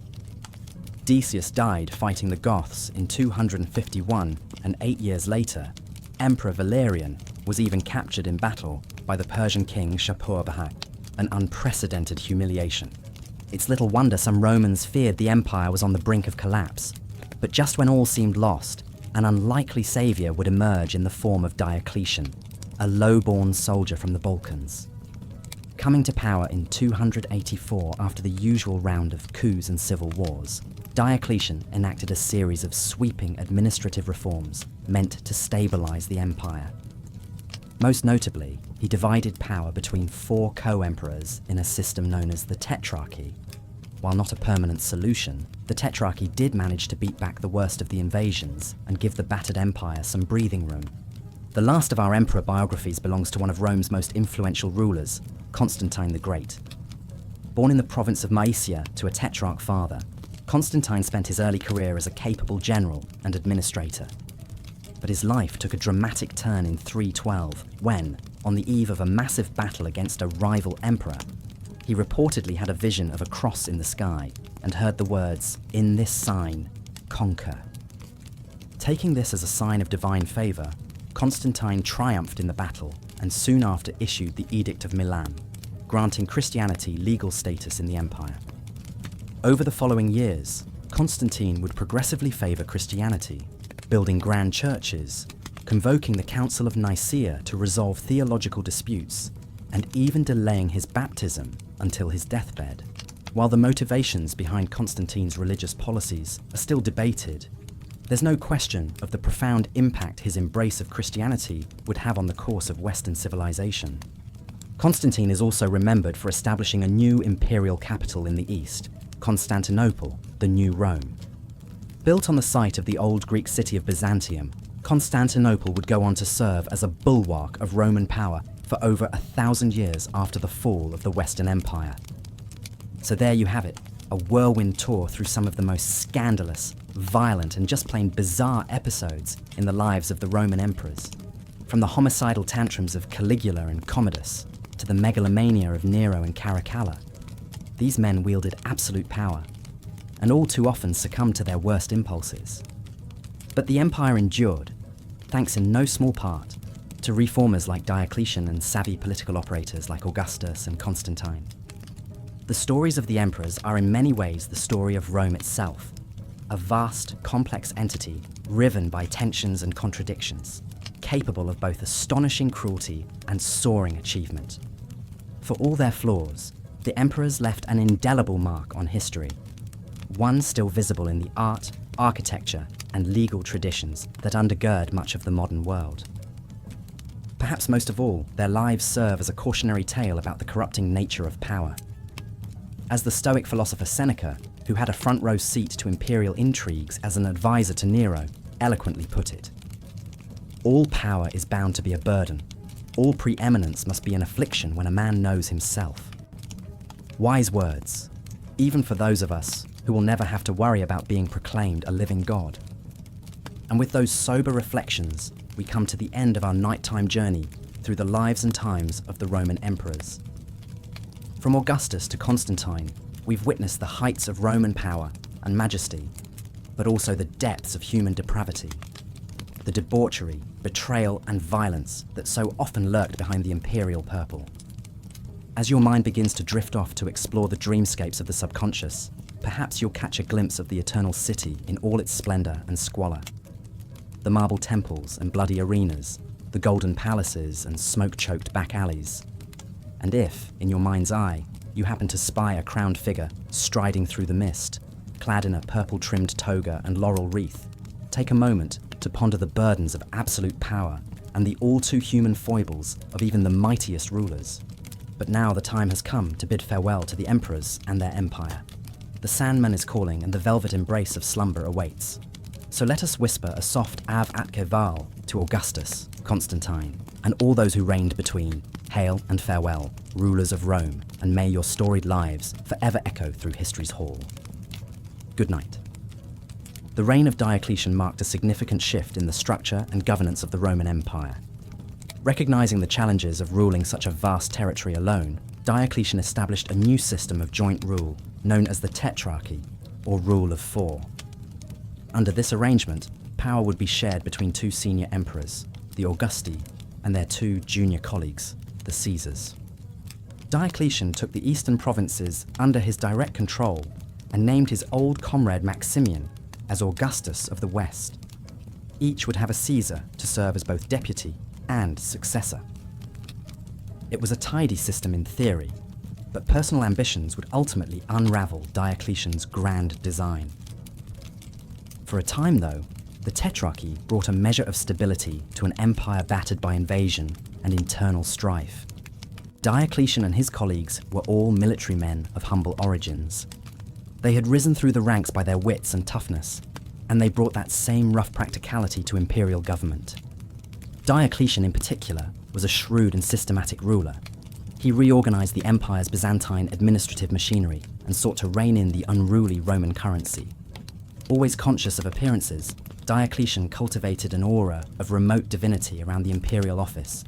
Those who approached him now had to prostrate themselves in a ritual called adoratio, a custom borrowed from the Persian court. But for all his achievements, Diocletian is perhaps most remembered for his zealous persecution of Christians. Earlier emperors had targeted the sect sporadically, but Diocletian determined to stamp it out once and for all.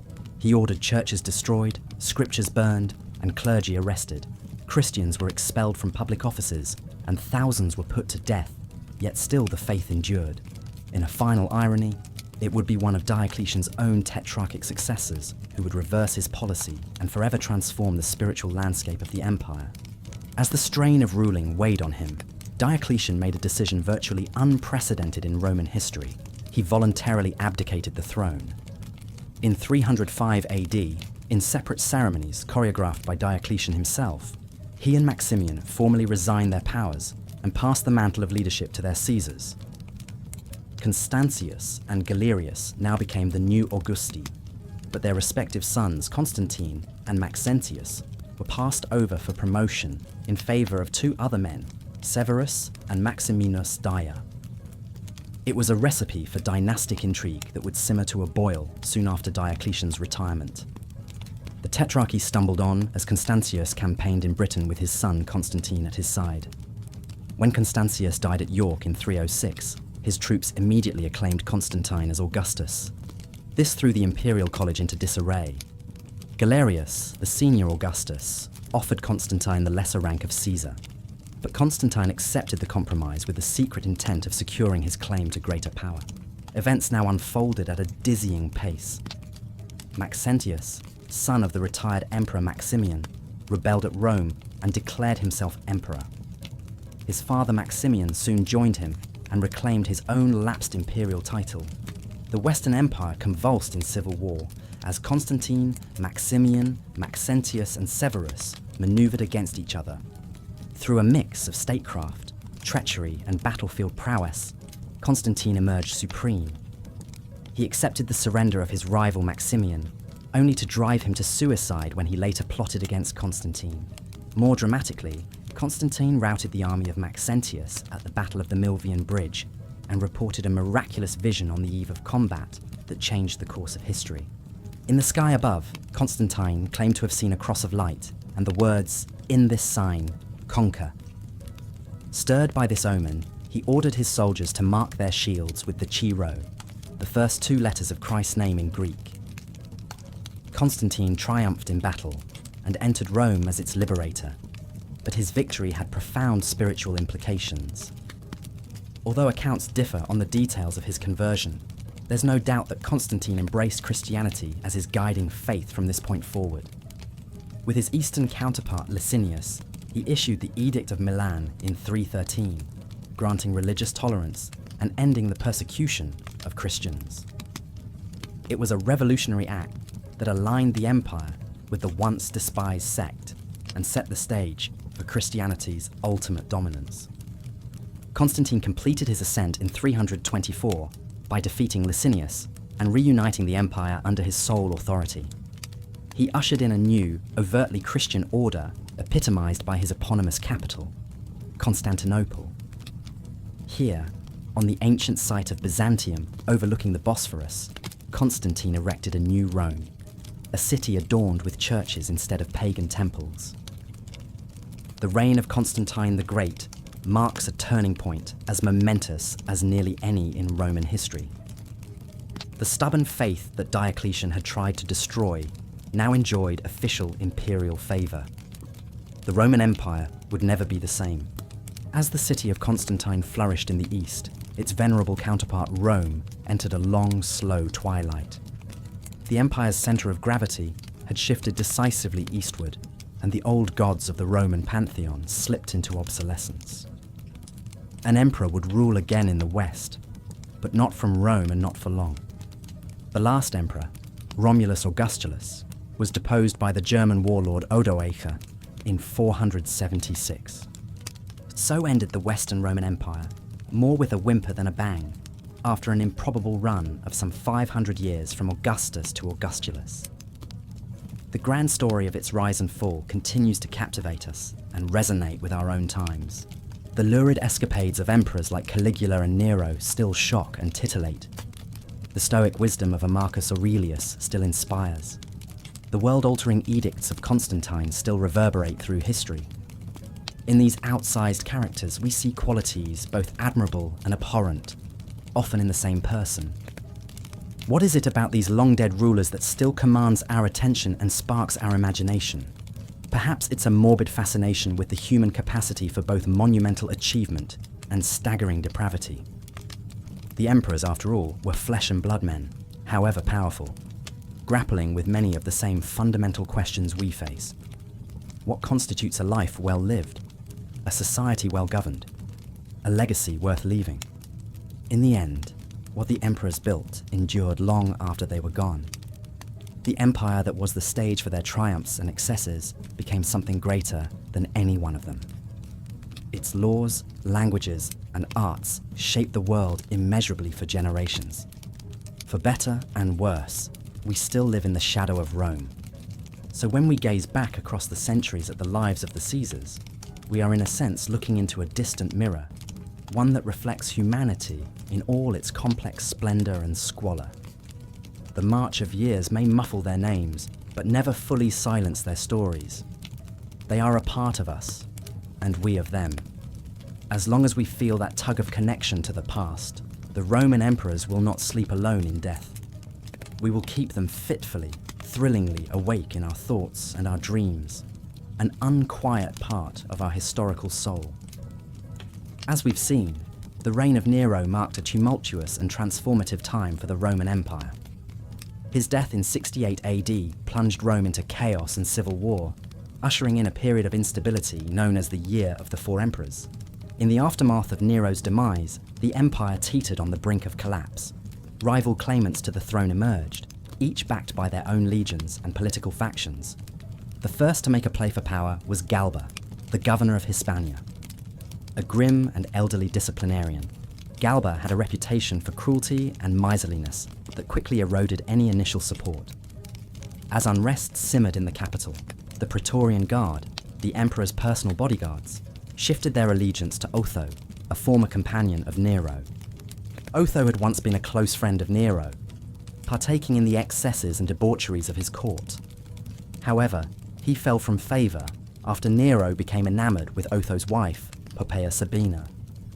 Nero sent Otho away to govern the distant province of Lusitania, but Otho never forgot the slight.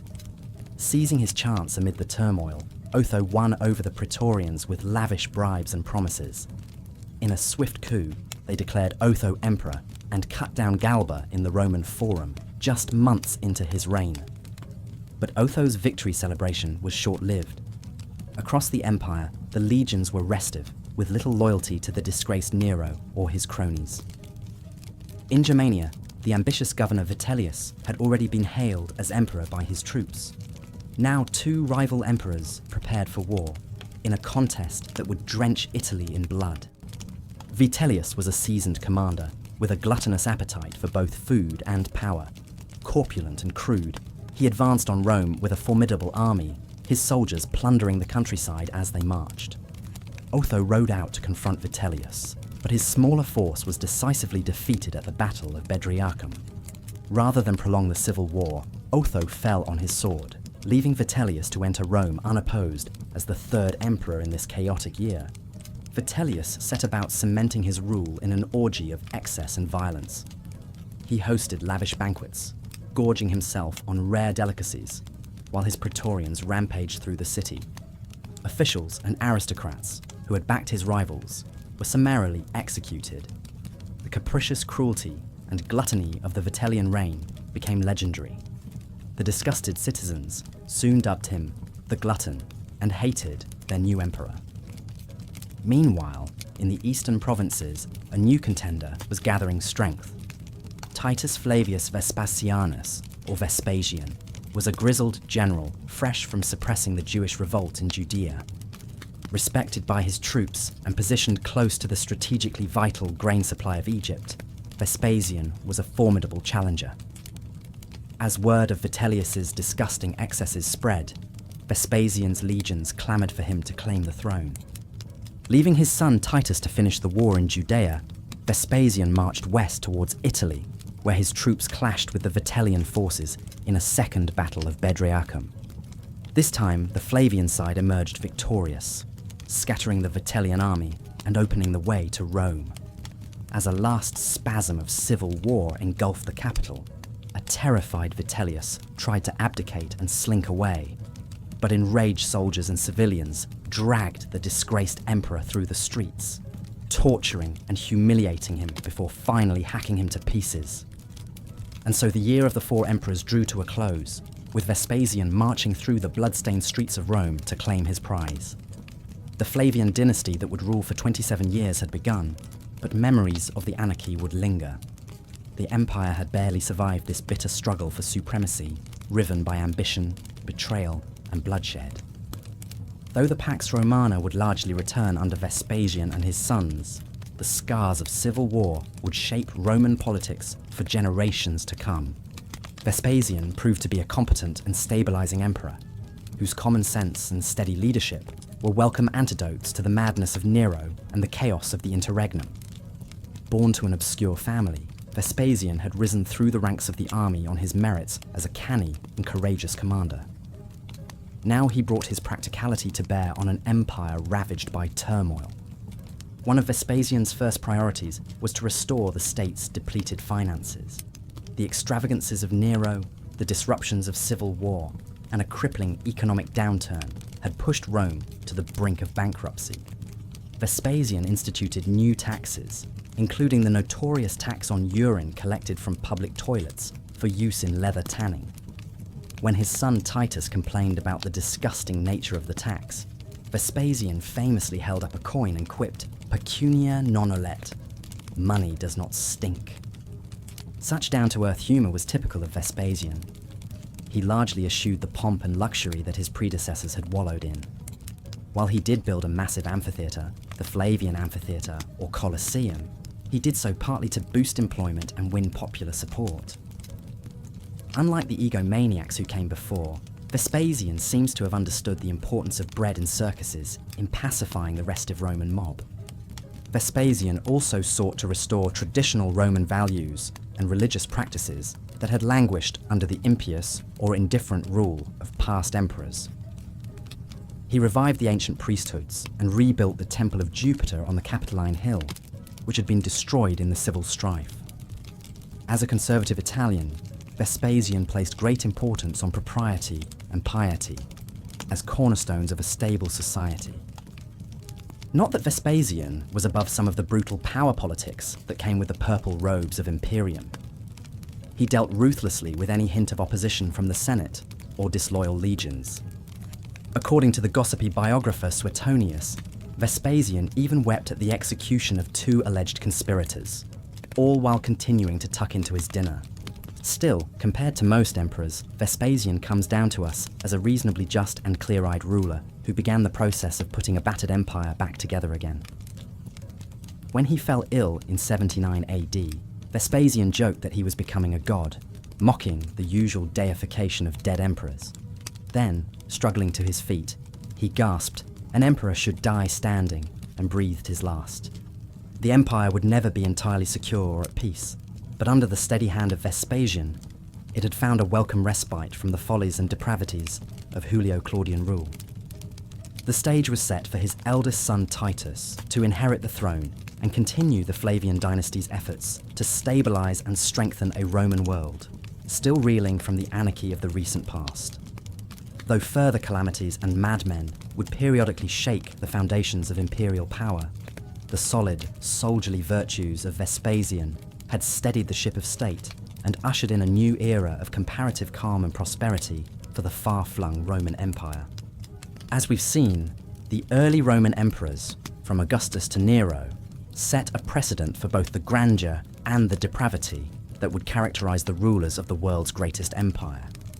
But if anyone thought the madness might end with the passing of the Julio-Claudians, they were sorely mistaken.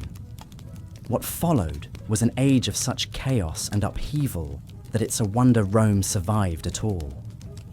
The year was 69 AD, and in the aftermath of Nero's shocking suicide, the empire found itself rudderless, drifting in a sea of uncertainty.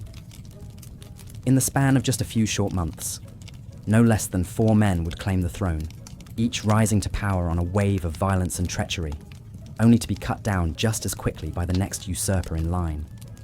First came Galba, a grizzled old general who marched on Rome with his legions, determined to restore order and discipline to an empire that had grown soft and decadent under Nero's misrule.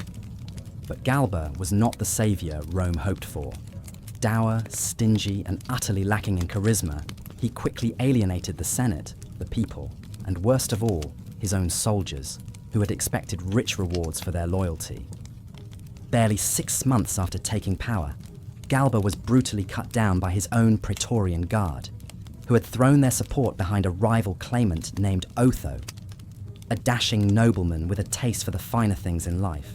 Otho had once been a boon companion of Nero himself, sharing in the emperor's debauched revels, and even, so the rumors said, his bed. But when Nero's star began to fall, the cunning Otho saw his chance to seize power for himself. For a brief moment, it seemed that Otho's gamble had paid off. Hailed as emperor by the Praetorians, he rode into Rome in triumph, promising the people a return to the good old days of bread and circuses. But Otho's reign was to be even shorter than Galba's, for out in the provinces, another contender for the throne was gathering his forces. Aulus Vitellius was a man cut from the same cloth as Otho, a creature of the court, more at home in the banquet hall than on the battlefield. But what he lacked in martial prowess, he made up for in sheer, brazen ambition. With the backing of the legions in Germany, Vitellius marched on Rome, his army swelling with each passing mile as soldiers and provincials alike rallied to his banner. When the two armies met at the Battle of Bedriacum, it was a slaughter. Vitellius's forces, hardened by years of fighting on the empire's frontiers, made short work of Otho's Praetorian Guard, who broke and ran in the face of the enemy's fury. Otho himself, seeing all was lost, fell on his sword, leaving Vitellius the last man standing in the bloody scramble for the throne. But if Vitellius thought his troubles were over, he was sadly mistaken.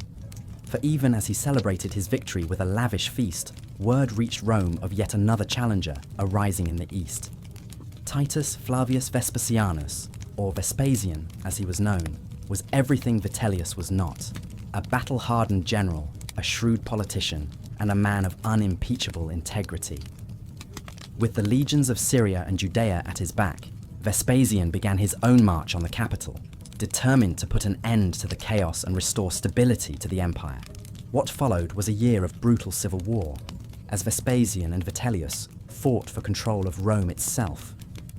Vitellius, his nerve failing as his hold on power slipped away, barricaded himself in the imperial palace, while his armies sacked and burned their way across Italy. But in the end, there could be only one victor.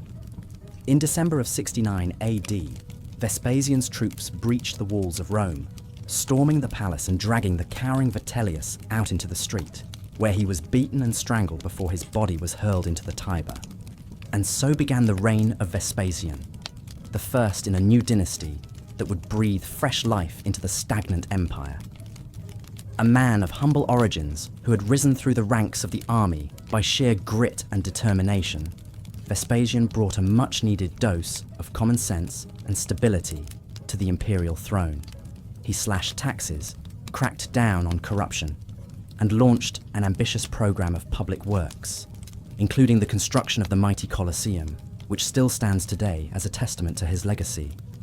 But perhaps Vespasian's greatest achievement was the restoration of the empire's finances, which had been drained by years of civil war and reckless spending. Ever the pragmatist, Vespasian was not above a bit of creative accounting to refill the imperial coffers. When his son Titus complained of the unpleasant odour emanating from the public latrines, Vespasian is said to have held up a coin and quipped, "Pecunia non olet." Money doesn't stink. It was a fitting motto for a man who, in his 10 years on the throne, did more to stabilise and strengthen the empire than any ruler since Augustus himself. When Vespasian died in 79 AD, he was able to pass on a secure and prosperous realm to his eldest son Titus, who would prove to be a worthy successor in his own right. But as so often happened in the annals of Roman history, triumph was followed by tragedy. Titus, the conquering hero of the Jewish war, ruled for barely 2 years before he was struck down by a mysterious illness, leaving the throne to his younger brother Domitian. And with Domitian's ascension, the darkness that had lurked at the heart of the empire for so long began to creep back in, like a cancer that could never be fully excised. Domitian was a man consumed by suspicion and paranoia, seeing enemies and conspiracies lurking around every corner. He ruled with an iron fist, ruthlessly purging the Senate of anyone he perceived as a threat, and executing scores of real and imagined traitors. Even his own family was not safe from his wrath. When he suspected his wife of carrying on an affair, Domitian had her exiled and her alleged lover executed in the middle of the street. But for all his brutality, Domitian was not without his virtues. A skilled administrator and a patron of the arts, he oversaw a period of relative peace and prosperity, expanding the empire's borders and launching a massive building program that rivaled even that of his father. The palace he built on the Palatine Hill, with its soaring domes and glittering mosaics, was a wonder of the ancient world, a testament to the grandeur and magnificence of Rome at the height of its power. Yet even as he basked in the glory of his own achievements, Domitian could not escape the growing tide of discontent that was rising up against him. His cruelty and megalomania had earned him the hatred of the senatorial class, who saw in him a tyrant in the mould of Nero or Caligula. And when a group of disgruntled courtiers finally hatched a plot to assassinate him in 96 AD, there were few who mourned his passing. And so the Flavian dynasty came to an end, cut down in its prime by the very forces of chaos and violence that it had sought to tame. But the legacy of Vespasian and his sons would endure long after their deaths, setting the stage for a new era of prosperity and stability that would come to be known as the Golden Age of the Roman Empire. As the sun rose over the 7 hills of Rome on the morning of September 19th, 96 AD, the city was abuzz with rumours and speculation. The news of Domitian's assassination had spread like wildfire, and everywhere people gathered in hushed whispers to discuss what it might mean for the future of the empire. In the Senate House, the mood was one of cautious optimism. For years, the senators had chafed under Domitian's tyrannical rule, watching helplessly as he stripped them of their power and dignity. Now, with the emperor dead and no clear successor in sight, they saw a chance to reassert their authority and steer the ship of state back onto a course of their own choosing. But even as they debated and plotted, a new contender for the throne was already making his move. Marcus Cocceius Nerva was an elderly senator of impeccable breeding and unimpeachable integrity, a man who had survived the reigns of some of Rome's most notorious emperors by keeping his head down and his nose clean. Now, with the backing of his fellow senators and the support of the Praetorian Guard, Nerva stepped forward to claim the imperial purple. It was a bold move, and not without risk. Nerva was old and frail, and many doubted whether he had the strength or the will to hold the empire together in such turbulent times. But the new emperor proved to be more than up to the task. In his brief reign of just 16 months, Nerva worked tirelessly to undo the damage wrought by Domitian's misrule, repealing oppressive laws, recalling exiled dissidents, and restoring the traditional rights and privileges of the Senate. But Nerva's greatest achievement was perhaps his most far-sighted. Recognizing that he was not long for this world, the childless emperor took the unprecedented step of adopting an heir, not from among his own family or inner circle, but from the ranks of the empire's most distinguished generals. The man he chose was Marcus Ulpius Trajanus, better known to history as Trajan. It was a masterstroke of political maneuvering. By naming Trajan as his successor, Nerva ensured a smooth and peaceful transition of power, while also sending a clear message to the legions that their interests would be well served under the new regime. And when Nerva died in January of 98 AD, Trajan was ready to take up the mantle of leadership, ushering in a new era of conquest and glory for the Roman Empire. From the moment he took the throne, Trajan proved himself to be a ruler of unparalleled energy and ambition. A military man to the core, he wasted no time in launching a series of campaigns that would expand the empire's borders to their greatest extent in history. In the north, he subdued the troublesome Dacian tribes, annexing their territory and turning it into a new Roman province. In the east, he marched his legions all the way to the Persian Gulf, smashing the armies of the mighty Parthian Empire and claiming the ancient cities of Babylon and Ctesiphon for Rome. But Trajan was more than just a conqueror. He was also a builder and a visionary, a man who understood that the strength of an empire lay not just in its armies, but in the prosperity and well-being of its people.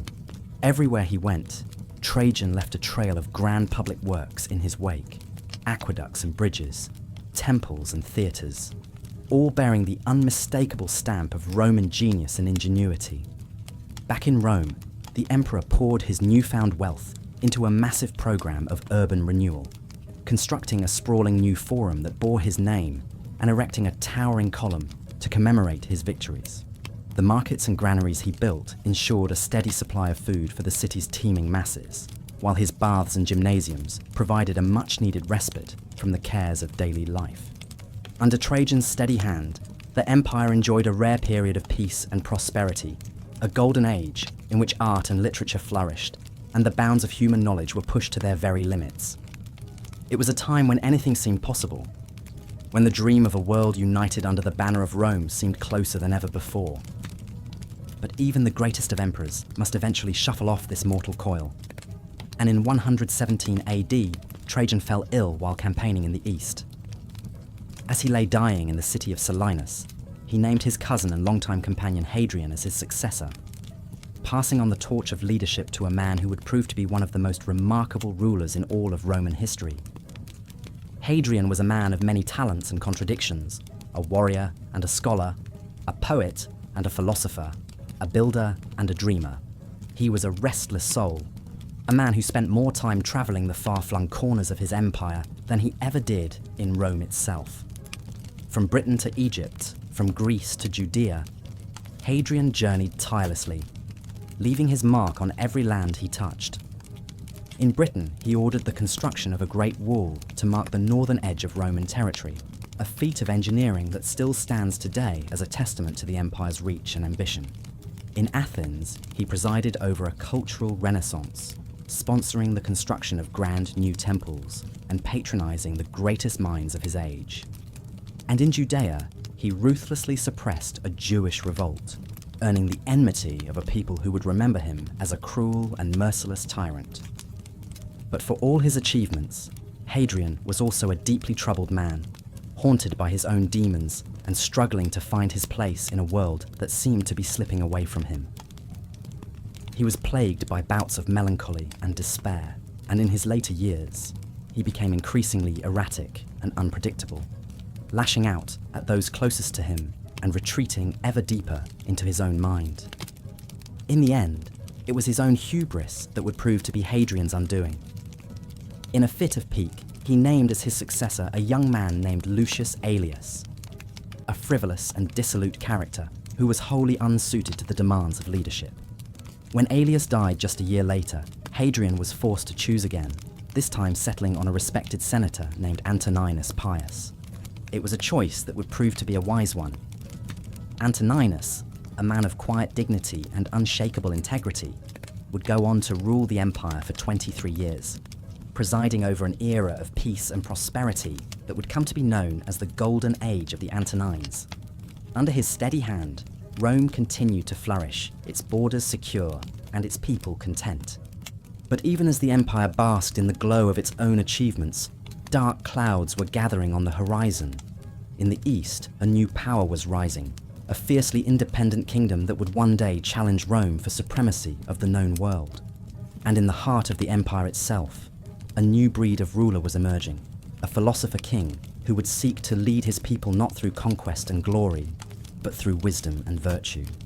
His name was Marcus Aurelius, and his reign would mark the beginning of the end for the Roman Empire, as it had once been known. But that is a story for another time, a tale of decline and fall, of hubris and folly, of a dream that flickered and died in the gathering darkness, of a world that was changing faster than even the mightiest of empires could hope to keep pace. For now, let us linger a while in the golden age of Rome, in the days when the Pax Romana stretched from the mists of Britannia to the sands of Arabia, and the light of reason and civilization shone forth like a beacon in the night. Let us remember the emperors who built that world, the men who tamed the forces of chaos and held the line against the barbarism that lurked at the edges of the known world. From Augustus to Trajan, from Hadrian to Antoninus Pius, these were the men who shaped the destiny of an empire and left their mark on the pages of history.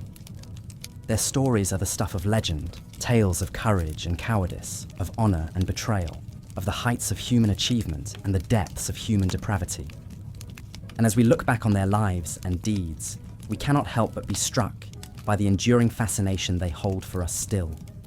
For in their triumphs and their tragedies, their glories and their follies, we see reflected the hopes and fears, the dreams and nightmares of our own age, of a world that is ever-changing, and yet somehow always the same. So let us raise a glass to the emperors of Rome, to the men who dared to dream of a world without limits, and who built an empire that would endure for 1,000 years and more. Theirs was a legacy that would echo through the ages, a testament to the indomitable spirit of a people who once dared to reach for the very stars themselves. And though the empire they built may have crumbled into dust, though the glories of Rome may have faded into the mists of time, their memory lives on in the hearts and minds of all those who have ever been touched by the magic and the majesty of the eternal city. For as long as men and women dream of greatness, as long as the human spirit yearns for the infinite and the unknown, the story of Rome will never die, and the emperors who ruled her will never be forgotten. Sadly, the fate of Valerian would foreshadow the disastrous times to come for the Roman Empire in the 3rd century. The era of the soldier emperors saw the rapid rise and fall of military strongmen, with a dizzying 20 emperors in just 49 years, from 235 to 284 AD. The very foundations of the empire were shaken by internal power struggles, barbarian invasions, economic turmoil and plague. The first of these so-called barracks emperors was Maximinus Thrax, a low-born brute who seized power after the murder of the young Severus Alexander. A Thracian of barbarian stock and a man of colossal size and strength, Maximinus rose through the ranks of the army by his sheer martial prowess. As emperor, he ruled with the mindset of a common soldier, disdaining the trappings of royal dignity. He waged punishing campaigns against the Germanic tribes, but his harsh methods and failure to pay the troops led to an officer's revolt. Maximinus was slain outside the walls of Aquileia in 238, and his severed head was paraded through Rome on a pole. The aged Gordian Fan, a descendant of the famous Gracchi brothers, briefly took the purple alongside his son Gordian II. But their reign lasted a mere 20 days before they were defeated and killed by forces loyal to Maximinus. Next came Pupienus and Balbinus. a pair of senators hastily appointed by the terrified Senate. They too fell to the swords of their own Praetorian guards after just 99 days, in favour of the 13-year-old Gordian III. This child emperor's 6-year reign was dominated by his advisors, chiefly the crafty Praetorian prefect Time Scythius, whose daughter Tranquillina was wed to the young ruler in a bid to control him. Gordian III campaigned against the Persians with some success, but died under mysterious circumstances in 244, likely at the instigation of Philip the Arab, Time Scythius's successor as Praetorian prefect. Philip, who now styled himself as emperor, presided over the 1000th anniversary of the founding of Rome in 248 AD with magnificent festivities and games, even as the empire crumbled around him. His attempt to buy peace from the Goths proved disastrous, as other barbarian tribes soon demanded similar tributes. Rebellions flared up in the provinces, including one led by Pacatianus in Moesia and Jotapianus in Syria. The most serious challenge came from Decius, a senator and experienced general sent to quell the mutiny in Moesia. Instead, Decius's troops proclaimed him emperor and marched on Italy. Philip was slain in battle near Verona in 249 AD, leaving Decius as the new master of the Roman world. Decius, though he reigned only 2 years, is remembered for his empire-wide persecution of Christians, whom he blamed for angering the gods and bringing misfortune on Rome. Many prominent Christians were martyred during his reign, including Pope Fabian. Decius himself met an ignominious end, falling in battle against the invading Goths at the disaster of Abritus in 251. In the chaotic years that followed, the frontiers collapsed under the onslaught of Goths, Alemanni, Franks, and Persians. Plague swept through the empire, while the economy spiraled into hyperinflation.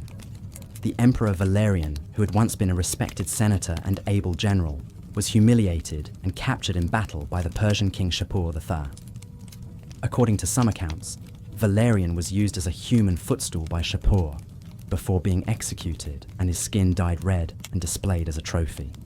Valerian's son Gallienus, left as sole emperor, faced a staggering array of usurpers and breakaway states. The western provinces of Gaul, Britain and Spain broke away to form the so-called Gallic Empire under the rebel Postumus. In the east, the gifted general Odenathus of Palmyra carved out a power base and was even acknowledged as a quasi-co-emperor for his service in defeating the Persians. After Odenathus's death, his widow Zenobia styled their young son as Augustus and declared de facto independence from Rome. Gallienus, an underrated ruler who strove mightily to hold the empire together, fell victim to yet another military revolt in 268 AD.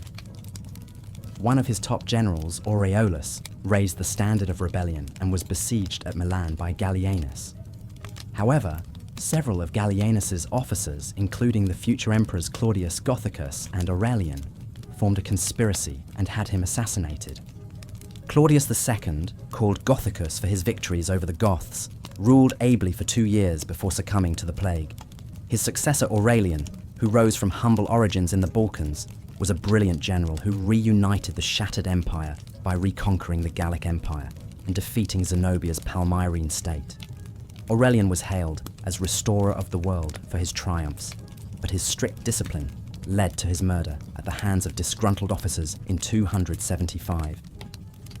The late 3rd century saw several strong soldier emperors who began the work of rebuilding the empire.